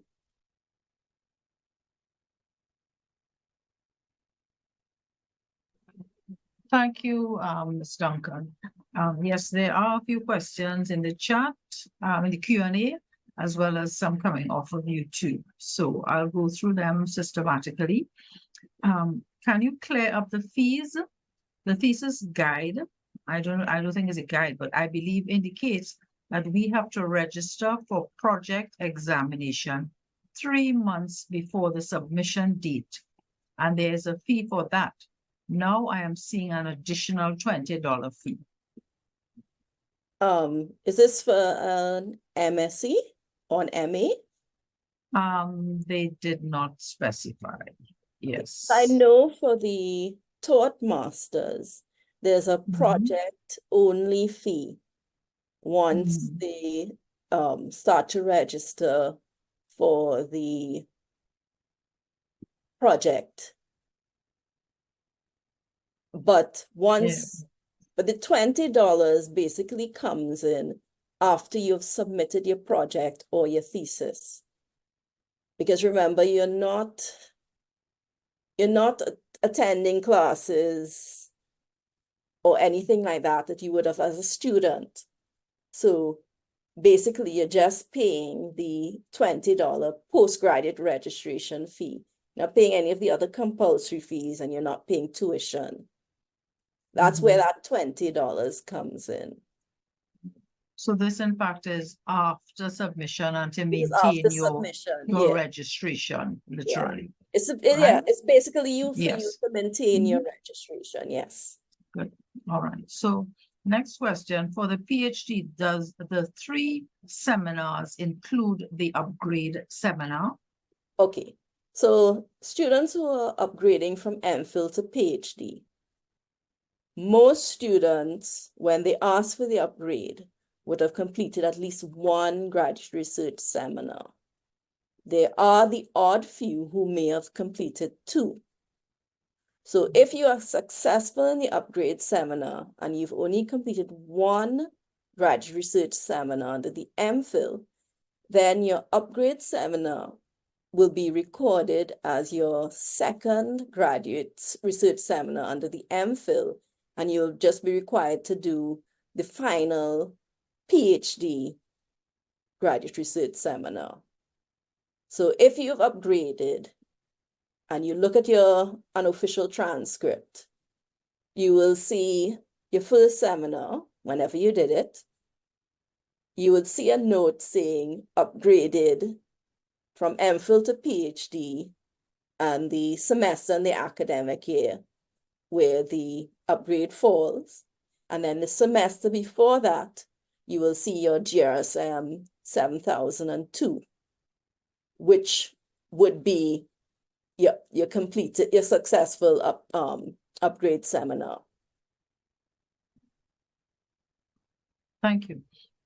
Moving on, this came off of YouTube. What are the submission dates for research projects completed in the summer term for taught masters? Well, so the taught masters, they have 12 months. I know typically their submission dates are usually May, December, but they should really check with their department. All right. Are the examinations of your project applicable to all faculties and programs? I'm not sure what they're asking there. Yeah. Are the examinations of your project, so I suppose all master's projects applicable to all faculties and yeah. Well, the that procedures is- are the same across the faculties, yeah. Okay. All right. So can the entry to exam form be submitted along with payment receipt electronically, or does it have to be submitted hard copy? No, we only take electronic submissions. Okay. So you will submit everything through email. If it's a taught masters, you'll use PG examinations at sta.ue.edu. If it's a research degree, you'll use PG research at sta.ue.edu. Okay, good. All right, thank you. Okay, so here's another one. For an MPhil specifically, is there an external examiner? Yes, for an MPhil, you will have an internal, an external, and a proxy external. Okay. All right, I think this one was answered already. 1, 2, 3. Okay. What is the procedure applied for selection of an external examiner for the PhD? Okay, the selection of examiners for the research degrees are done by your department. So basically, we will write to your head of department asking to nominate examiners. We usually recommend that the head will consult with your supervisor or supervisors to provide them with possible names of examiners. And then the head will do they will then pick based on responses from those examiners. But that really is an internal process done by your department. Okay, all right. Okay. What exactly is a statement of corrections? Is it a form or a specific document outlining the changes?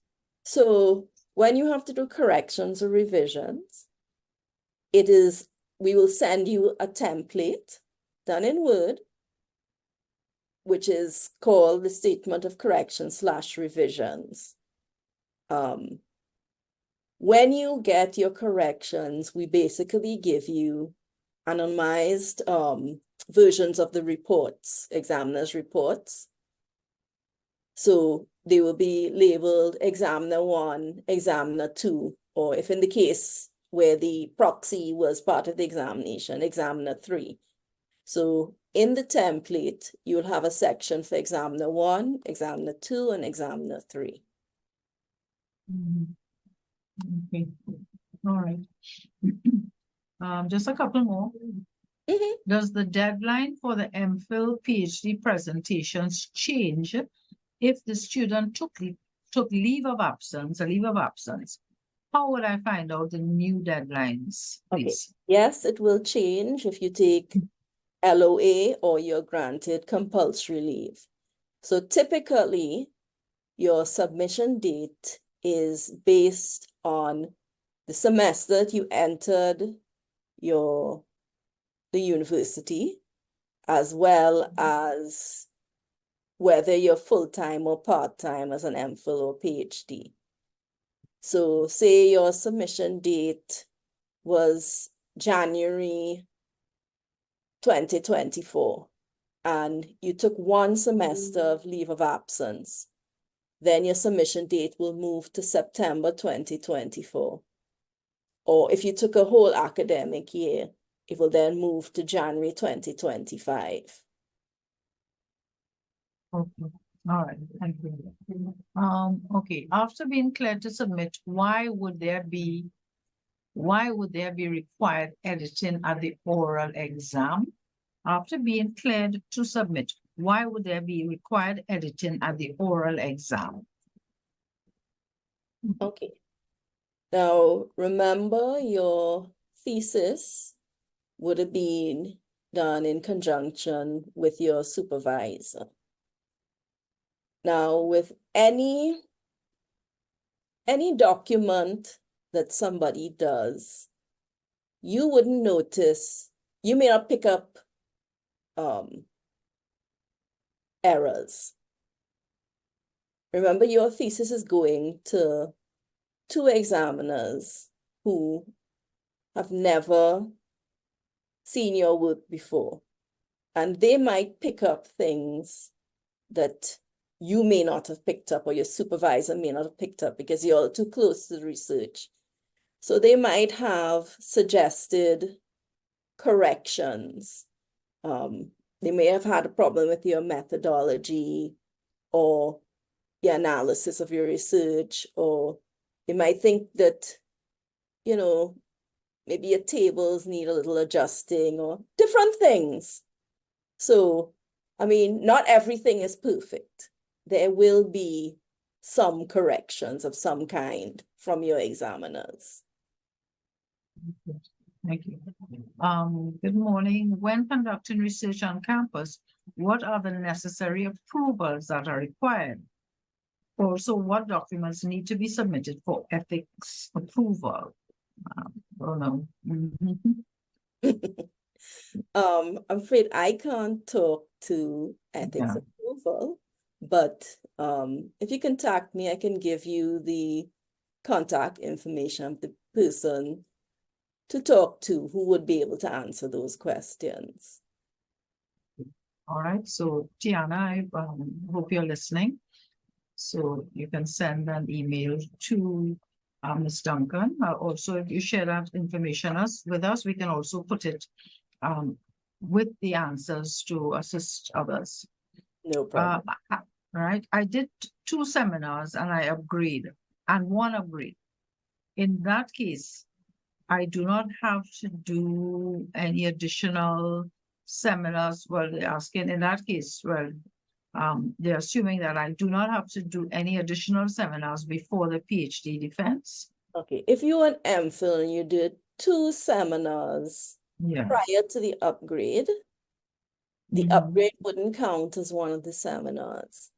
So after an upgrade, all students would be required to do their final PhD seminar. Okay. Yeah. Okay. Thank you. Good morning. How many journal publications are required from a PhD student in literatures in English before being awarded their degree? I don't know that. No, we don't really. Yeah, count that. Because a lot of students don't publish. A lot of students don't publish within their degree program. That would be more for somebody who's planning to do a manuscript-based thesis, I would think. I mean, if you, yeah. I'm not sure exactly what she's asking. Yeah, yes. I think we need a little more clarification on that question. So perhaps, Alfrina, you can always email me, or she can call me at extension 8209, and I will gladly answer. You know, give me a little more clarity. Yes, because sometimes the questions have basic, some information, but not enough to help provide a proper answer. Yeah, I'm There's a always query. willing to answer any student questions. Yes, okay. I have a query from a register. List steps for postgrads to take from writing thesis to award of degree.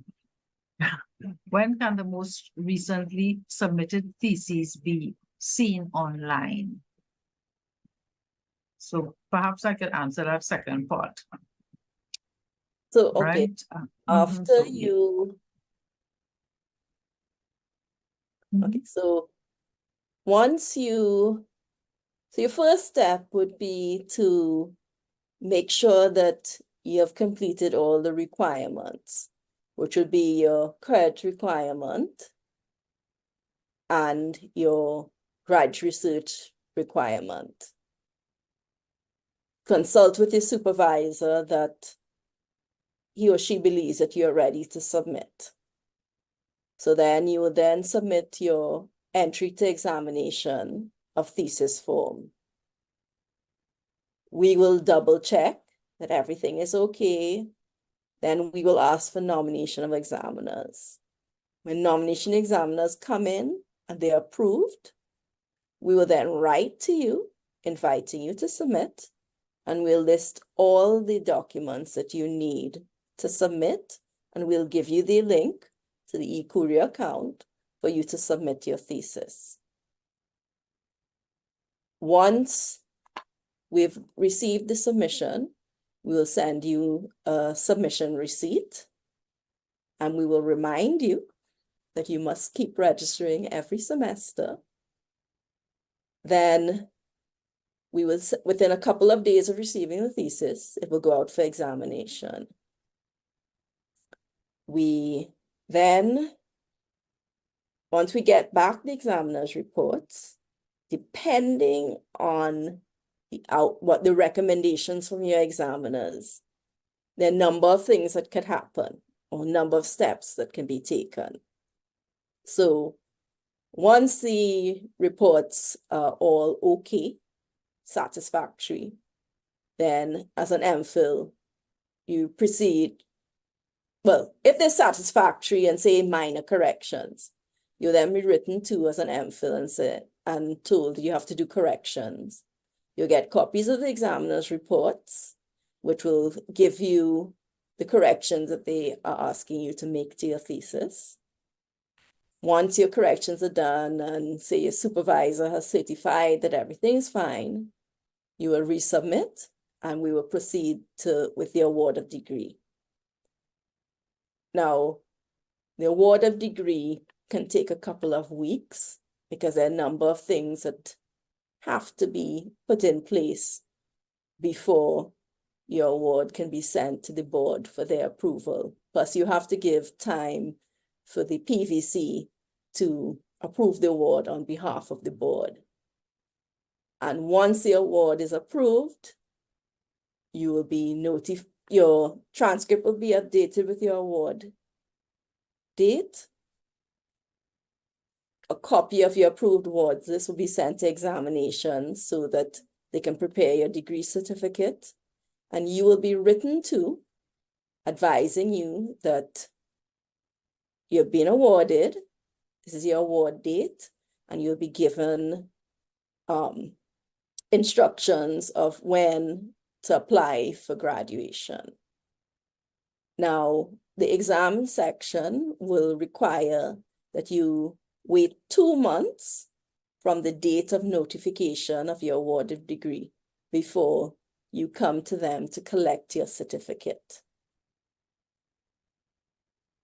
However, if as an MPhil your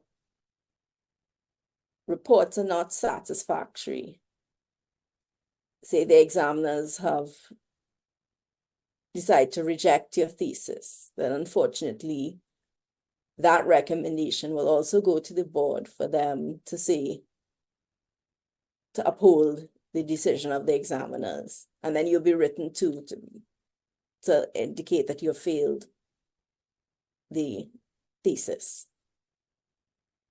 Or they can ask you to revise and resubmit within 18 months for re-examination. So when you resubmit the revised thesis, it will go back out for another examination. Now, if it's a PhD and it's satisfactory, then you go straight to oral. And after the oral, they might ask you to do corrections or not do corrections. Once the corrections are done, it's straight to the award of degree. If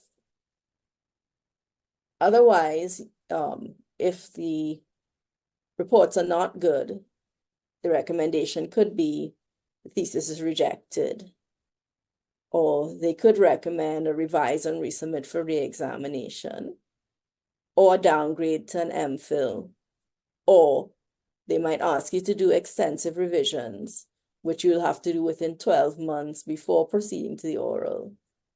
Once those revisions come back in, you will ask the department to set up your oral. After the oral, you might have corrections or you may not have corrections. But I want to say something, that statement of revisions is very important if you've had to do revisions prior to the oral, or you have to revise and resubmit for re-examination. Because when the revised thesis is sent back to the examiners, especially for re-examination, we will send them a copy of your statement of revisions. And that will help them to see what each examiner asks you to do, where you made the changes, and why you didn't make certain changes. When you're required to revise before going to the oral, we also send them the revised thesis and that statement of revisions to read prior to the oral, so that in the oral, the questions that they're asking you will be based on the revised thesis. Yeah, thank you, Ms. Duncan. I'm here from the graduate studies. I'm the director. Just I would like to say a few words with respect to some of the details, and all of those details are available in the graduate studies website. And of course, I have shared it here. So kindly visit, and under the graduate studies website, you can go to the documents library, wherein you can get information about 7-step guide for the submission of your thesis, as well as what happens after that. And in addition to that, I have noted the question related to the ethics application. Right. So the ethics application for staff and students, that has to be submitted through UV Scholar. So you need to register, and there the application is there, and you have to make the application. Right. If there are anything related to the campus research ethics, you can send an email, and we have the secretary for the campus research and ethics committee who will be able to provide more information related to that. And just last thing, with respect to the manuscript-based thesis, and there was a question, how many papers or manuscripts they have to submit, right? And there is no strict guideline, but with respect to PhDs, 3 or 4 papers in good quality journals and good impact factor journals would suffice the thesis. That's the standard norm, as far as I know, with respect to the thesis submission. And I encourage all students to go with manuscript-based thesis, because it is foolproof one. Even before going to the external examiners, once you have already published your paper, and that will give high confidence to the examiners to pass your thesis. And not only that, the publication is very important for your career as well as promoting your research. So in that regard, I encourage the students wherever possible to go with the manuscript-based thesis. So that's it from me. Thanks for the opportunity. Thank you. Thank you very much, Professor Saravana Kumar. Thank you for jumping in there. And I would like to also let the participants know that the professor has answered some of the questions in the Q&A. So you can see some of his responses there. And there are still others that we will get responses for and share with you all, because we've literally run out of time right now. So thank you very much, Ms. Duncan and Professor Saravana Kumar. Thank you very much. Thank you. Yes. So now we'll go over to our representative from the Writing Center, Ms. Melanie Pouchet. She's a coordinator of the Writing Center and instructor at the Academic Literacies program of the Department of Modern Languages and Linguistics from the Faculty of Humanities and Education. And she will talk to us about the Writing Center, one-to-one guidance in the writing process. So, Ms. Pouchet, I welcome you. Thank you very much. I'm so embarrassed now because I'm seeing that my video doesn't want to come on, which hasn't happened before. Can you hear me? Hello? Yes, Yes, we are hearing Yes. you. Okay, Yes. I don't understand why, because I'm at campus and I'm using the video the Zoom that I normally use, and it doesn't seem to, oh my. Yes, I'm only seeing your mic. I'm not seeing any video Yes. option at all. Yes, but I always use this and I always have a video option. So Yes. this is not normal. Of course, it's a typical thing that could happen, but it is not normal. Yeah. I don't know what to So do. you have an option as well. You can just share it, or I say email it quickly to one of us, and then we can share the screen for you. So we'll see how that happens. Email the presentation. Yes. No, Or no, did I you can send it already? Just now. I think, hold on, I do think that I can share screen. Well, go ahead. Let me Yeah. see if I can share the screen. Hold on. I just don't understand why I can't see myself, but let's see if this works.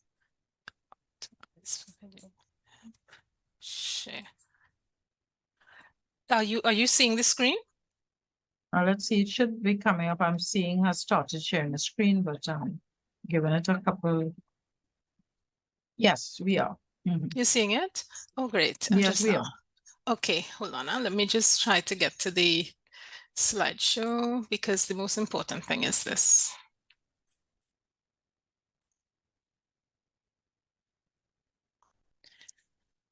Great. Okay, so can I confirm everybody's seeing? Yes, we are seeing. Okay, So you can go right fantastic. ahead. Okay, thank you so Thank you. much. Okay, so I'm sorry about the little glitch today. I was not expecting that. Well, welcome. I'm very happy to be invited to this boot camp. I was listening to the former presentation. It was very, very interesting, very informative.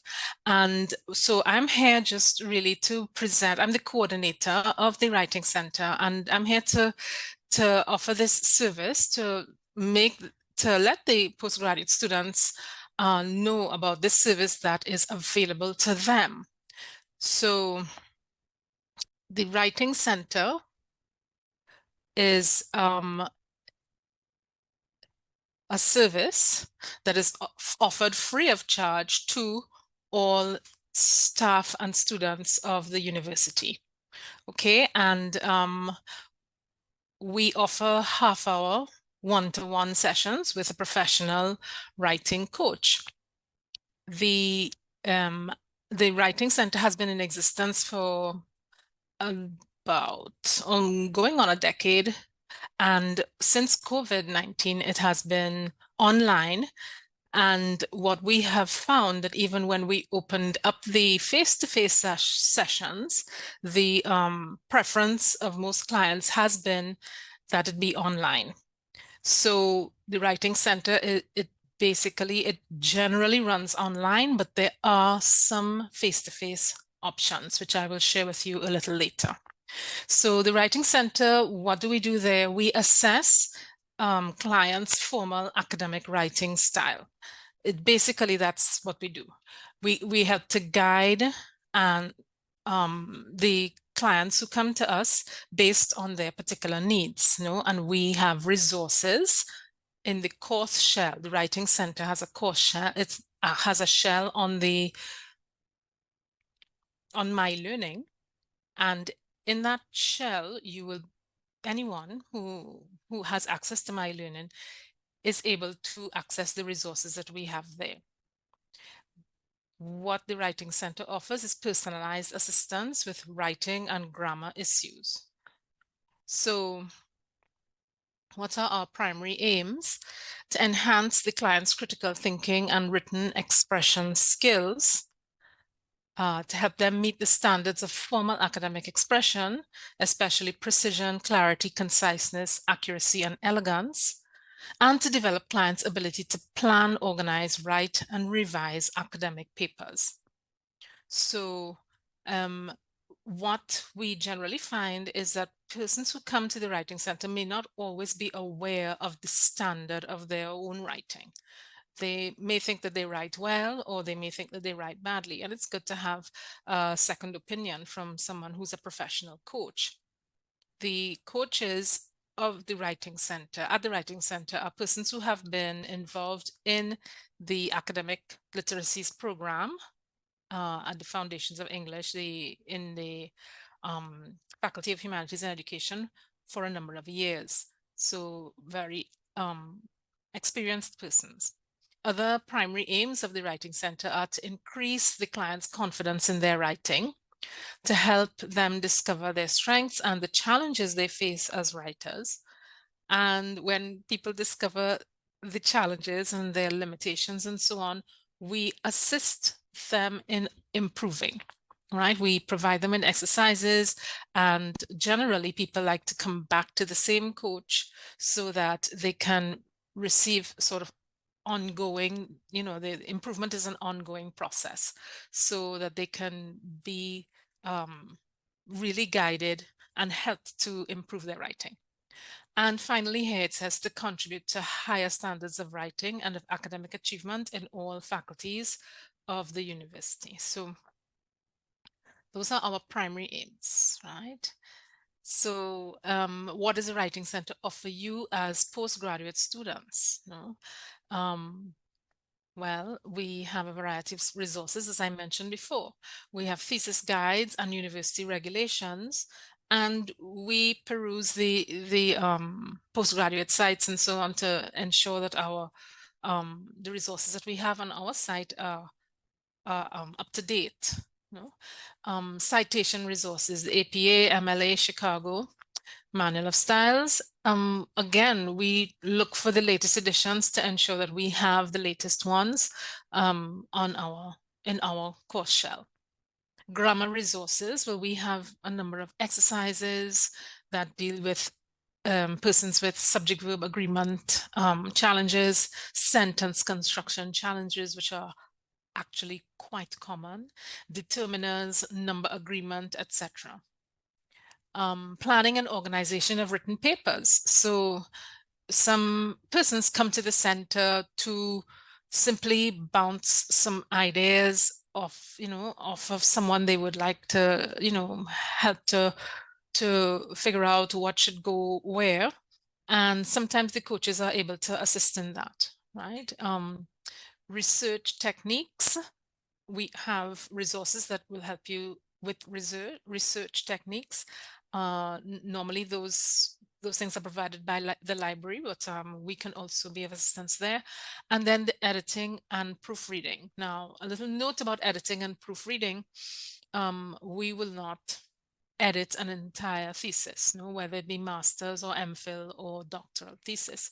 But certainly if someone were to bring in some section or some parts of their work and so on, and would like us to look at it and see, well, how is it, what do you suggest in terms of tightening paragraphs, ensuring that each paragraph has a good solid topic sentence and that it is adequately the paragraph is adequately developed, with coherence, unity, and sufficient examples, illustrations, things like that.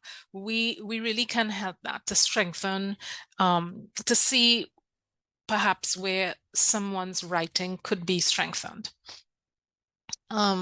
Particularly with regard to the postgraduate students who I have before me here. I formulated this in terms of questions, no, but basically I think it could be quite attractive and quite inviting for you to have this non-judgmental forum where you can chat with a coach about your ideas, no, because sometimes at the beginning of a thesis we tend to be really at a loss, no. Some people are maybe quite clear, but other persons may really need help to concretize. A second opinion on the sequencing of the sections of your thesis, no, that is something else that we can probably assist with, you know, the logical coherent sequencing of your ideas, which sometimes it's a little difficult for you to get right. Maybe to tighten your paragraphs, as I mentioned before. That in particular is something that we will be really good able to help you with. No, we don't obviously write for you, but we can look at your work and see, well, you know, this is wordy, you know, why are you using so many words? Let's look for a precise word, you know, a word that can convey this idea with more precision. And then coaches, of course, we never aspire, we never do the work of replacing supervisors. We are just a support measure, right? A support measure that is offered free of charge to all postgraduate students, actually to all undergraduate and postgraduate students and staff, right? This is a free service.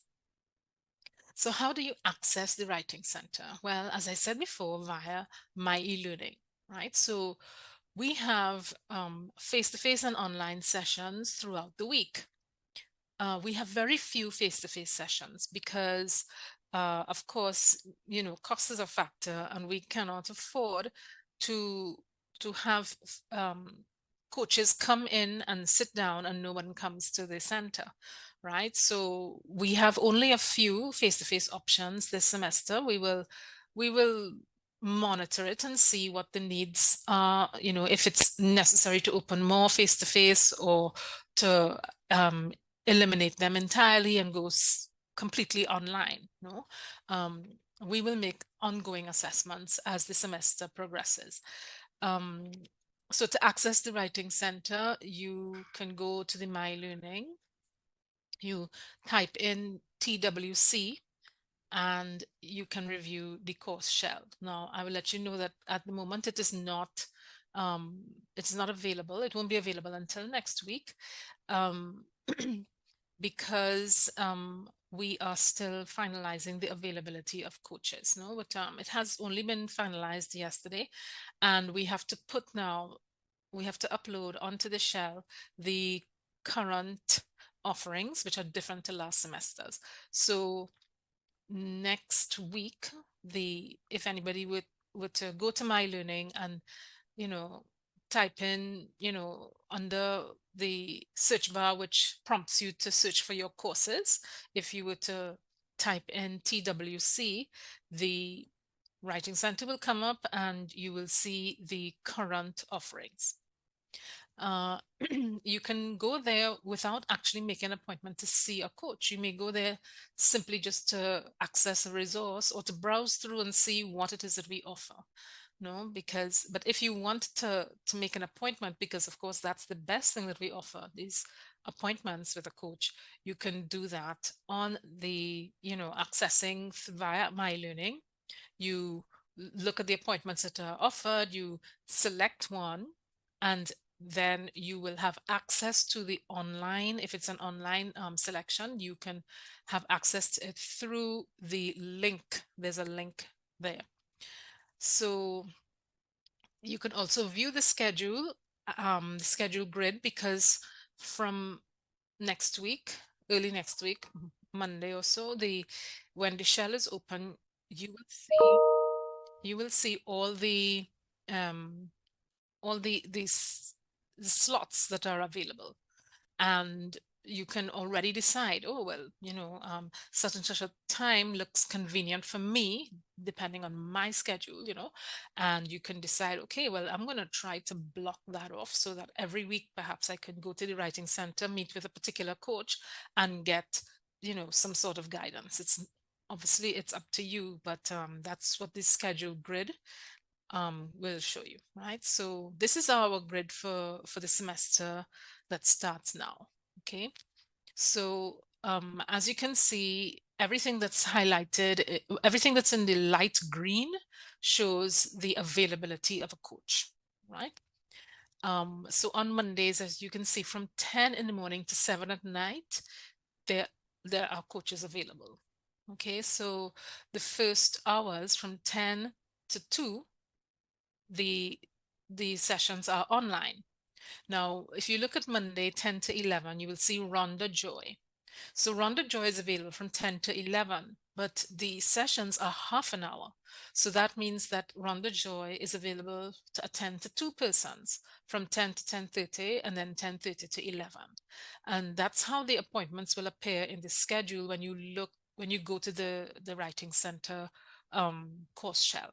You will see the appointments in terms of half an hour sessions, and you are asked to take only a half an hour session, right? Rhonda Joy is available from 11 to 12 as well. Now, if at 10:30 you really do want to continue with Rhonda Joy and no one has chosen the 10:30 session, you can ask Rhonda Joy, do you mind if we continue? And if she's okay with that, you can go ahead. But otherwise you will have to leave the room, the Zoom room, right? Because there's only one link available and someone else will want to use the link. So that's how it works. And then at 12 o'clock, Librarian comes on, and she's on from 12 to 12:30, 12:30 to 1, 1 to 1:30, 1:30 to 2. So she has the capacity to attend to 4 different persons there. Then we have Avalon. Now, I cannot recommend Avalon highly enough because she is the one who is most available to see people face to face, and she loves postgraduate students. She loves to help persons who are particularly dealing with their thesis and their dissertations. No? So Avalon King, she's available 2 to 4 face to face. Now notice that as it's face to face, we have the location there. So it's Cubicle F, ALP office. Some of you may wonder, where is the ALP office, right? So ALP is the Academic Literacies program, out of which all these coaches and the entire Writing Center works out of the ALP office. And we're located in the Faculty of Humanities and Education South Block. So the way to recognize where the South Block is to locate in your mind where KFC is, which everybody knows. And right next door to KFC, the building closest to KFC, right, that when you turn to your left, when you're in the line for the KFC, you're looking straight into my office, right?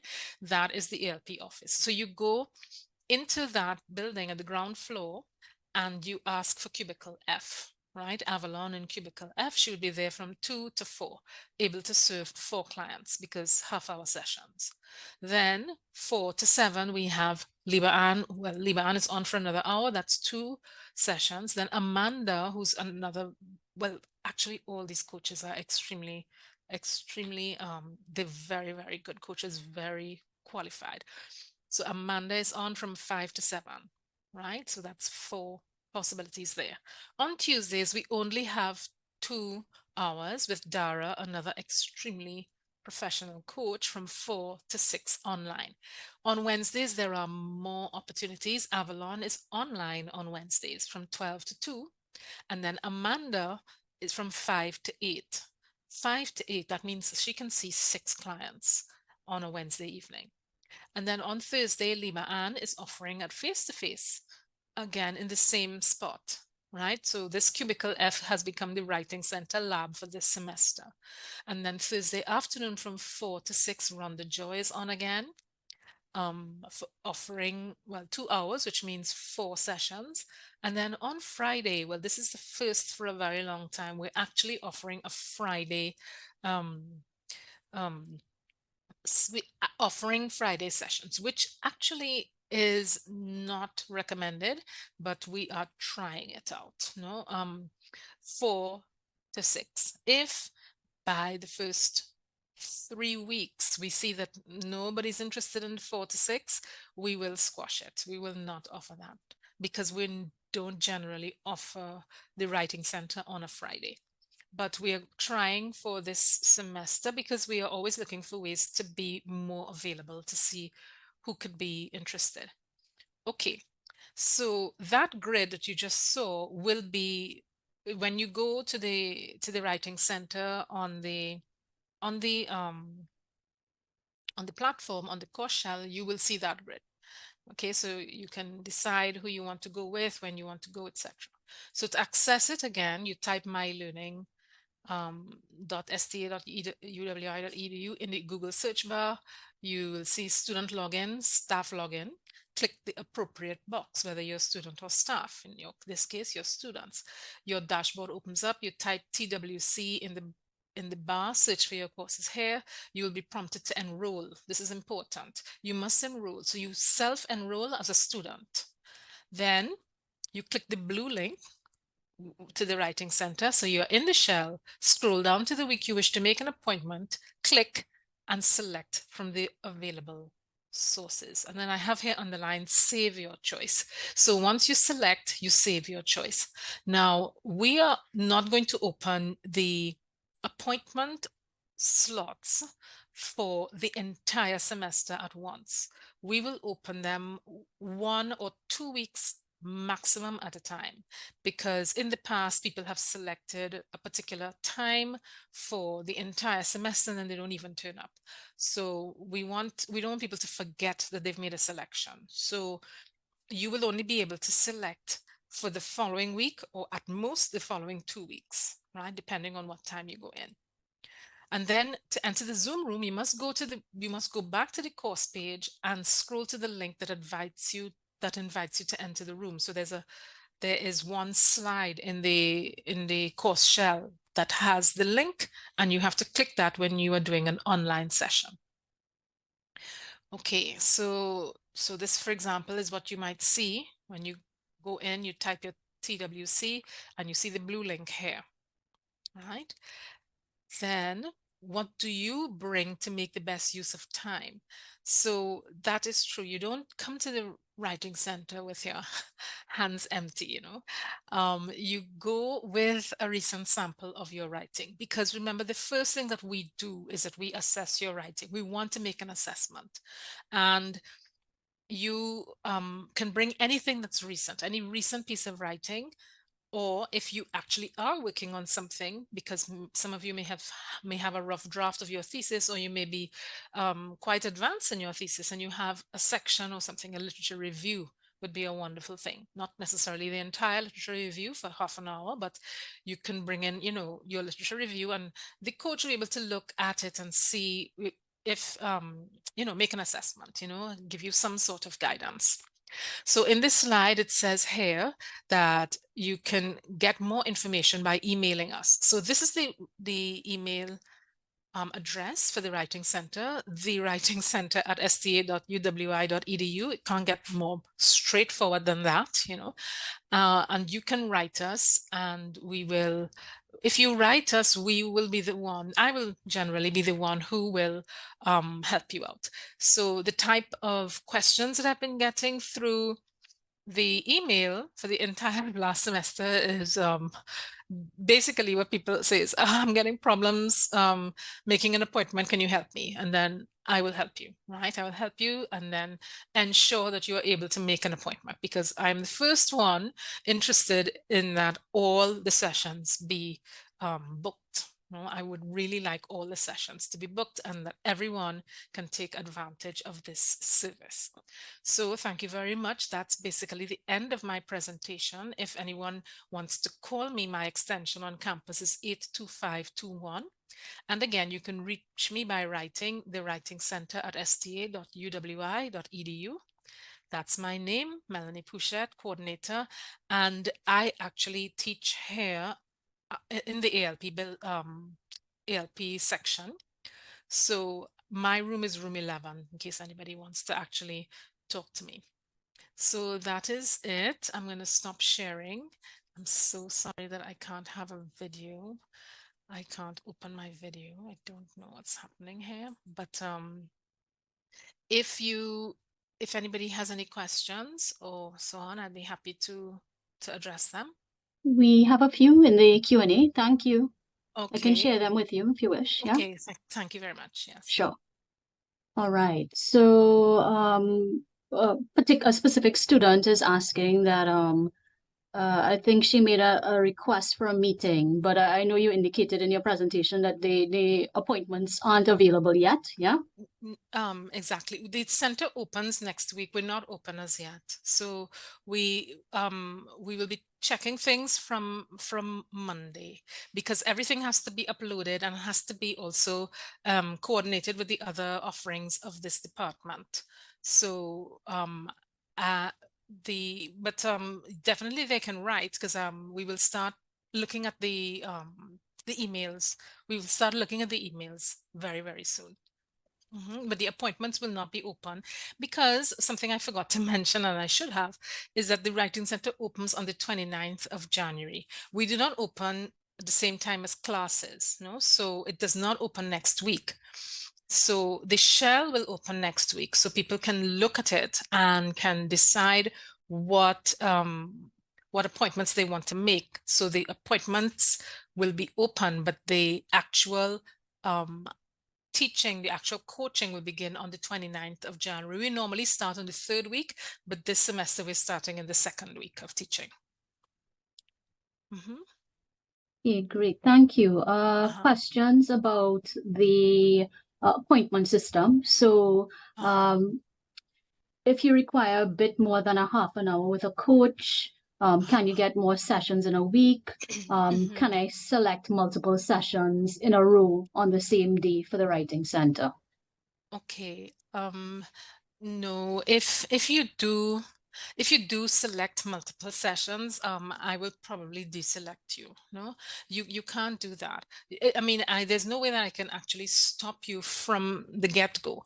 But if you do that, I will have to deselect you. So the coaches will alert me if that were to happen. So we do allow people to do 2 sessions, because that is possible.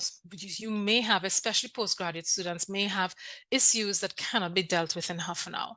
So 2 sessions in a row, that is fairly standard, but it depends on the availability, of the session. So if that is something, if you think you're just going in for a quick question, and then it turns out that your quick question turns out to be something that that requires more time, you can't presume that you can stay for the next session, right? And we don't really encourage people to take more than 1 session at a time, especially for the first time. If the second time around you realize you will need a lengthier session, perhaps you can take 2 sessions with the okay of your coach, and they're in contact with me all the time. So they will say, Melanie, such and such a person really needs more time, and they've selected 2. I say, okay, well, fine. So I won't deselect, but the Writing Center itself is not a done deal. It's not something that is going to necessarily be always available. It's being scrutinized extremely, extremely closely now, and the number of individual unique clients is important for the report at the end of the semester. So I need to have as many opportunities for different persons to come in. As we continue with the general sessions, I would like now to introduce Dr. Noveck Gowandan. He is an IT Officer 3, eLearning team and lead campus, eLearning team lead from the campus IT services. And he will be presenting for us using Turnitin in MyeLearning, a very, very important part of your whole thesis process. So I will turn the mic over to you, Dr. Gowandan. Good afternoon, everyone. Thank you for having me here today. And I hope that at the end of this session, you would understand the process a little bit more about using Turnitin in MyeLearning, as well as using it throughout your research process. Because as it was mentioned previously, research is a bit of a journey. So you shouldn't necessarily be waiting till the very end before engaging with this particular platform, you should actually be checking your work for plagiarism throughout the process, the various stages, different chapters, if you're using the article-based approach, checking your articles before submission. So, oh, sorry.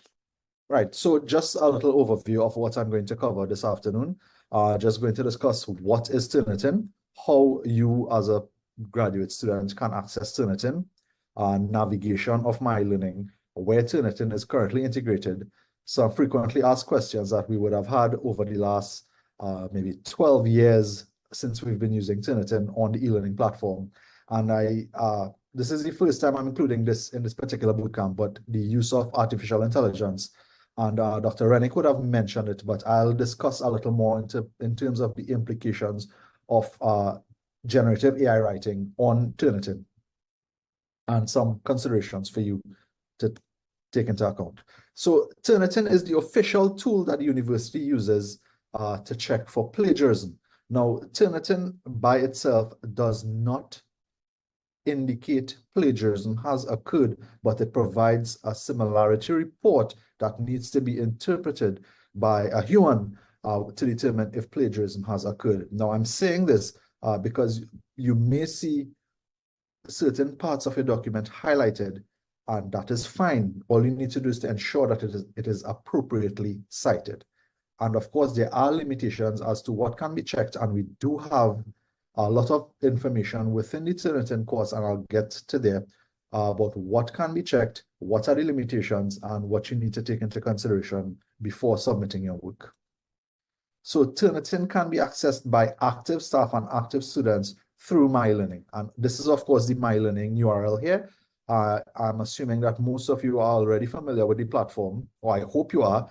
If not, the only restriction on using MyeLearning right now is that you need to be currently registered for a course, whether it is your practicum or thesis course at this particular level. And you need to have financial clearance. If you have an AR hold on your account, you will not be allowed access to eLearning. It's an automated process.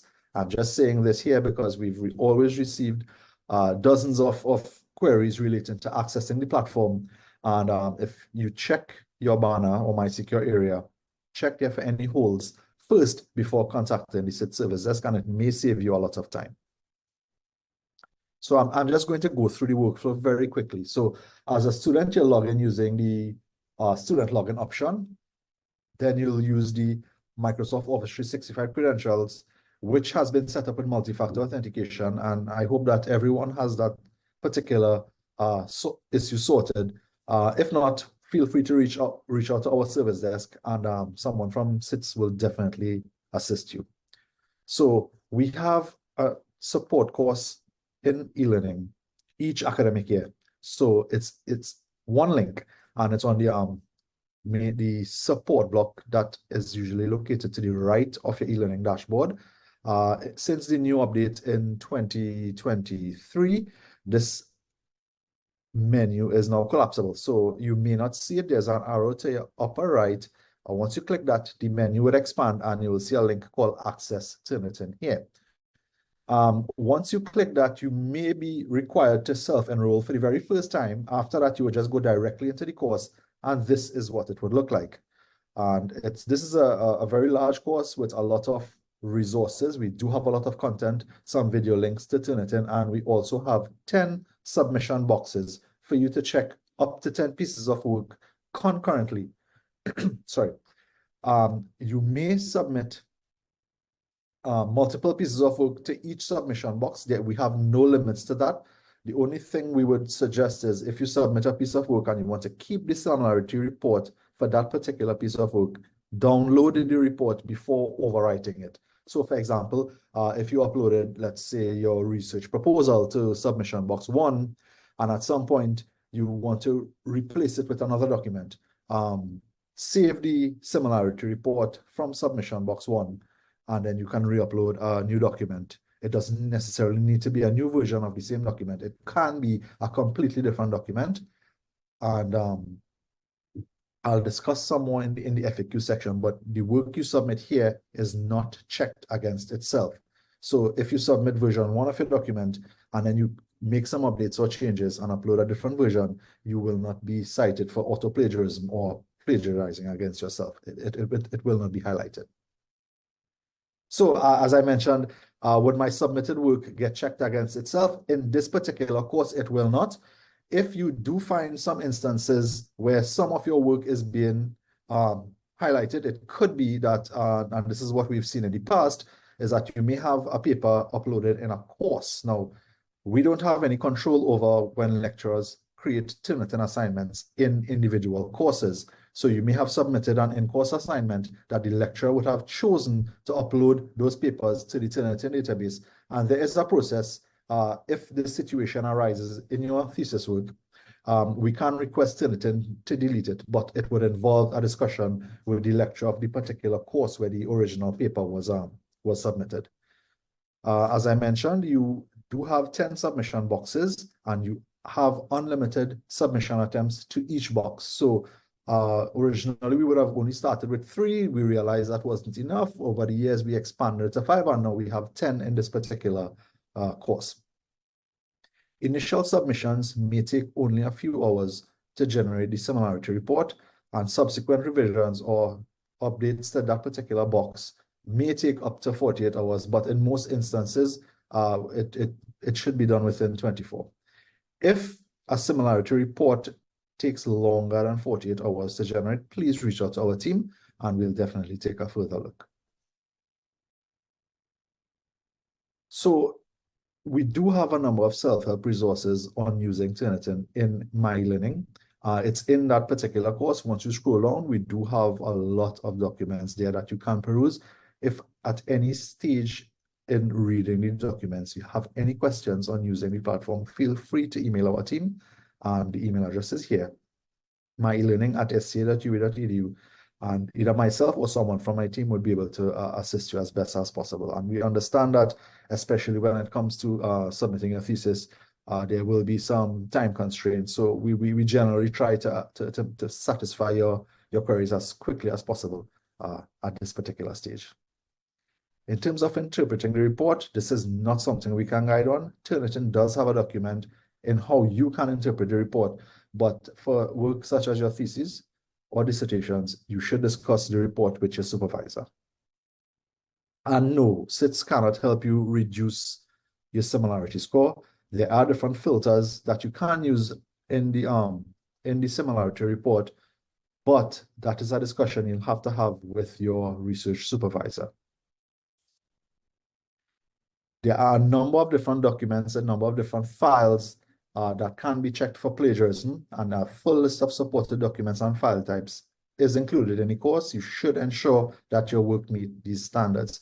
And this is something that I have seen in the past, and I just want to highlight it here. Turnitin cannot check an image.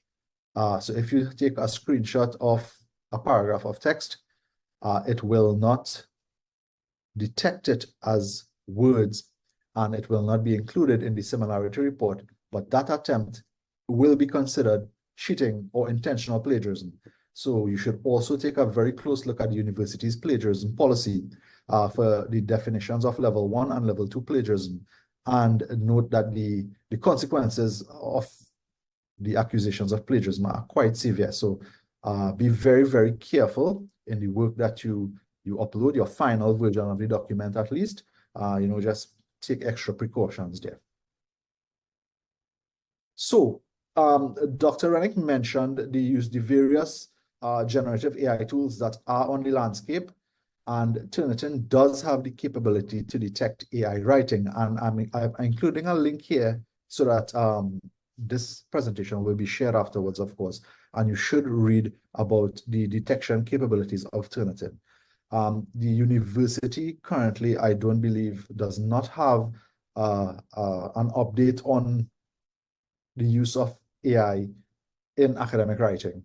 It's something that may be coming, but you should be very cautious about using generative AI in your work. Discuss it with your supervisor. What are the terms of engagement, what you can use, how it can be cited. So just be very, very careful of using generative AI in your research work. No, sorry. Turnitin's AI detection algorithm, it is possible for false positives. And Turnitin does have a couple different articles on understanding false positives and what the implications are for students. Now, because we don't have a firm policy in place on AI writing yet, I wouldn't necessarily worry too much about it, but you should be aware that false positives are possible also, although the likelihood is very small, but there are mechanisms to sort of address it. So Turnitin uses a proprietary algorithm to detect AI writing. It does not look for any particular tool in particular, so that it wouldn't look for ChatGPT metadata or BARD metadata. It actually looks at language patterns in the data that you upload. So from my experience, because I tried a number of different tools, Turnitin can detect work from ChatGPT, it can detect work from BARD, it can detect work from Microsoft Copilot, from Bing Chat. If you write original work and then pass it through something like Quillbot, which is a fluency improver paraphraser tool, it can also possibly detect it there. And even though most of it may be your original work, in some detectors, it may come across as 100% written by AI. So use those particular tools very, very sparingly and carefully with the consideration that it can be flagged as AI writing. Microsoft Office corrections do not get flagged as AI writing. So you are safe in using any the thesaurus, the grammatical checks, or any of the tools available on the Word platform. And I think that's it. I don't really have a lot more to share, but I was hoping that we can use any extra time for questions and answers. And I would hand you back over to Ms. Raja and her team.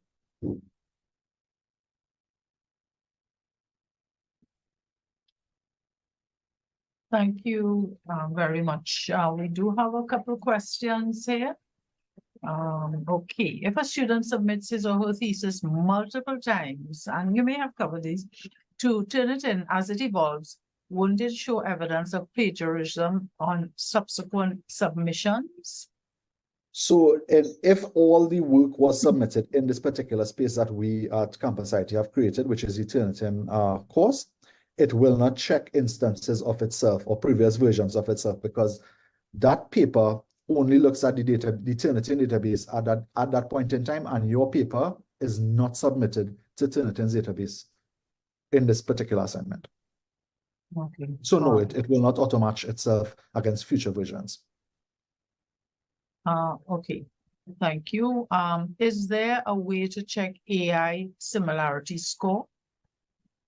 So this is a relatively new feature, and when you upload a paper for similarity checking in Turnitin, the report that you get actually contains a section on an AI score, and the links that I would have shared would go a little bit in depth into the particular AI score, but it's there natively in the similarity report that you would get when you upload work. Okay, great.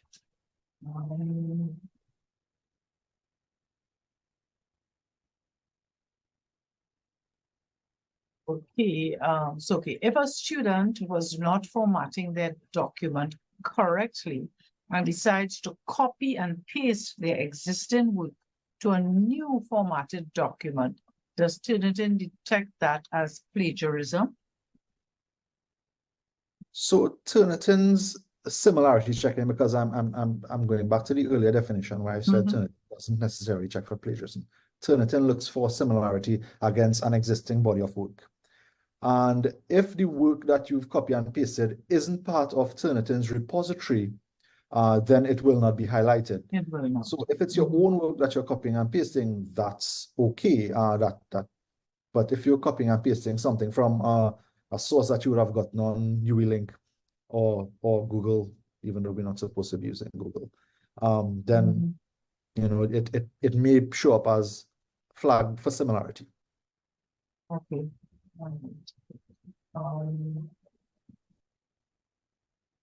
That was the last question, but I just wanted to make a comment. I'm glad you made that statement about the similarity index, because very often at the library we get that question: what's an acceptable similarity score? And we always tell the students to go back to your department, go back to your faculty, because we do not set it. Turnitin wouldn't set it, but it has to come from your department or faculty. Correct. Yeah. I just wanted to add one note to that. Now, Yes. that similarity score that you would get, it's very subjective and it's an aggregate score. Yes. So two different Yes. papers that score, let's just say a percentage of 25. And that's where the human intervention comes in, because those two different papers, you can have one paper having 200 different sources, and each source is used in the paper less than 1%. Exactly. And then on the other paper, you can have 10 or 12 sources, and you have a 10% of the paper included and not properly cited. So it's very, very subjective, and it needs what I would say interpretation by a human, and a human in most cases would be the research supervisor. Exactly, and that is so true, because we tend to say you should look at those, as I say, the ones that show a high similarity rather than the 1%ers, because sometimes when you actually look at it, it's really something that is not, it is nothing, literally, you know. Correct. So really you need to go through. I have another question here. Can you confirm whether it is okay to exclude the bibliography section when submitting through Turnitin?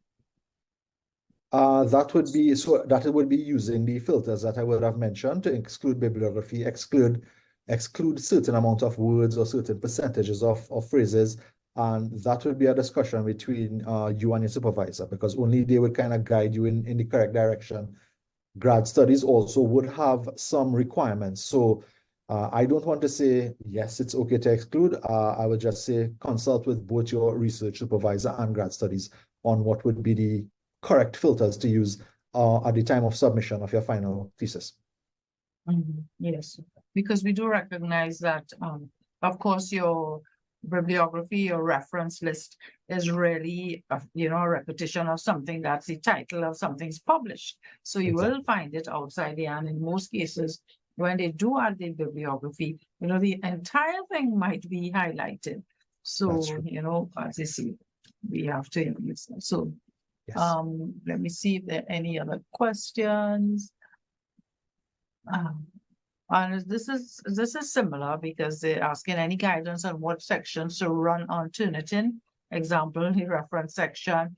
Sometimes people also ask about the table of contents, the title page, that sort of thing. They ask whether they should omit that and just actually include the body of the work from the introduction to the end of your summary. So this is a similar.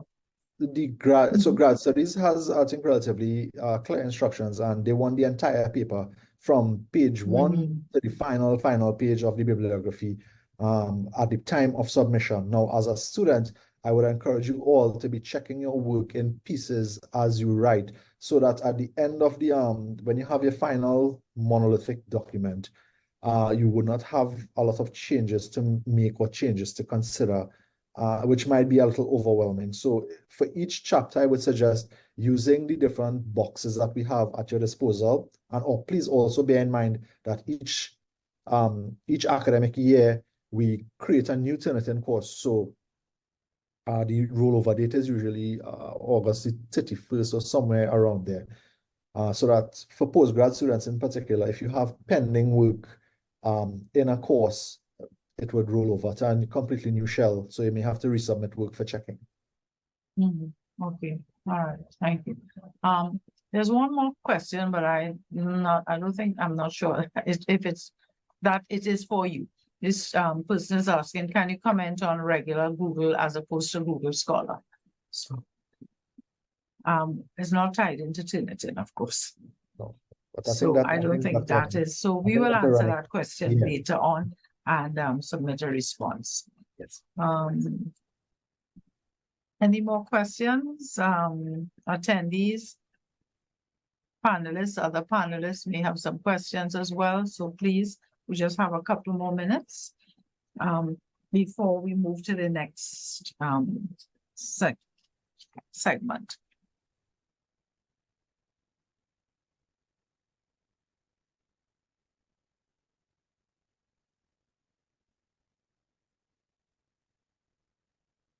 Right.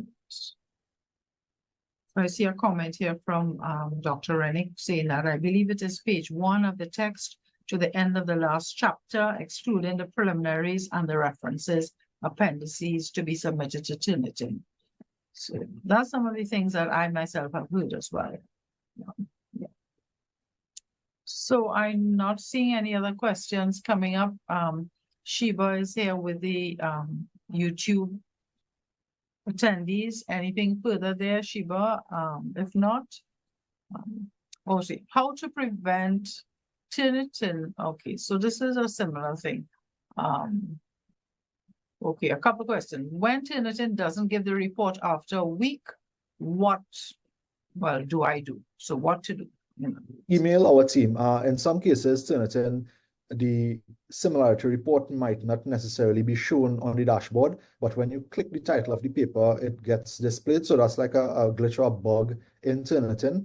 But definitely, if after 48 hours you don't see a report, just email our team right away, and we'll get back to you with some details or instructions on getting that. Okay, great. All right. And there is, Ms. Raja put that email address in the chat so that you can get that from there. Here's another question. How to prevent Turnitin from checking references? Well, that's more or less straightforward. You just omit them. That's the only way. Yeah, Or so there's the an option, I think, to select. Yeah. No more questions from on YouTube.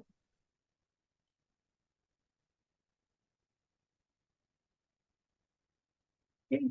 So if there are no more questions, thank you very much, Dr. Gowandan, for your very important and interesting presentation.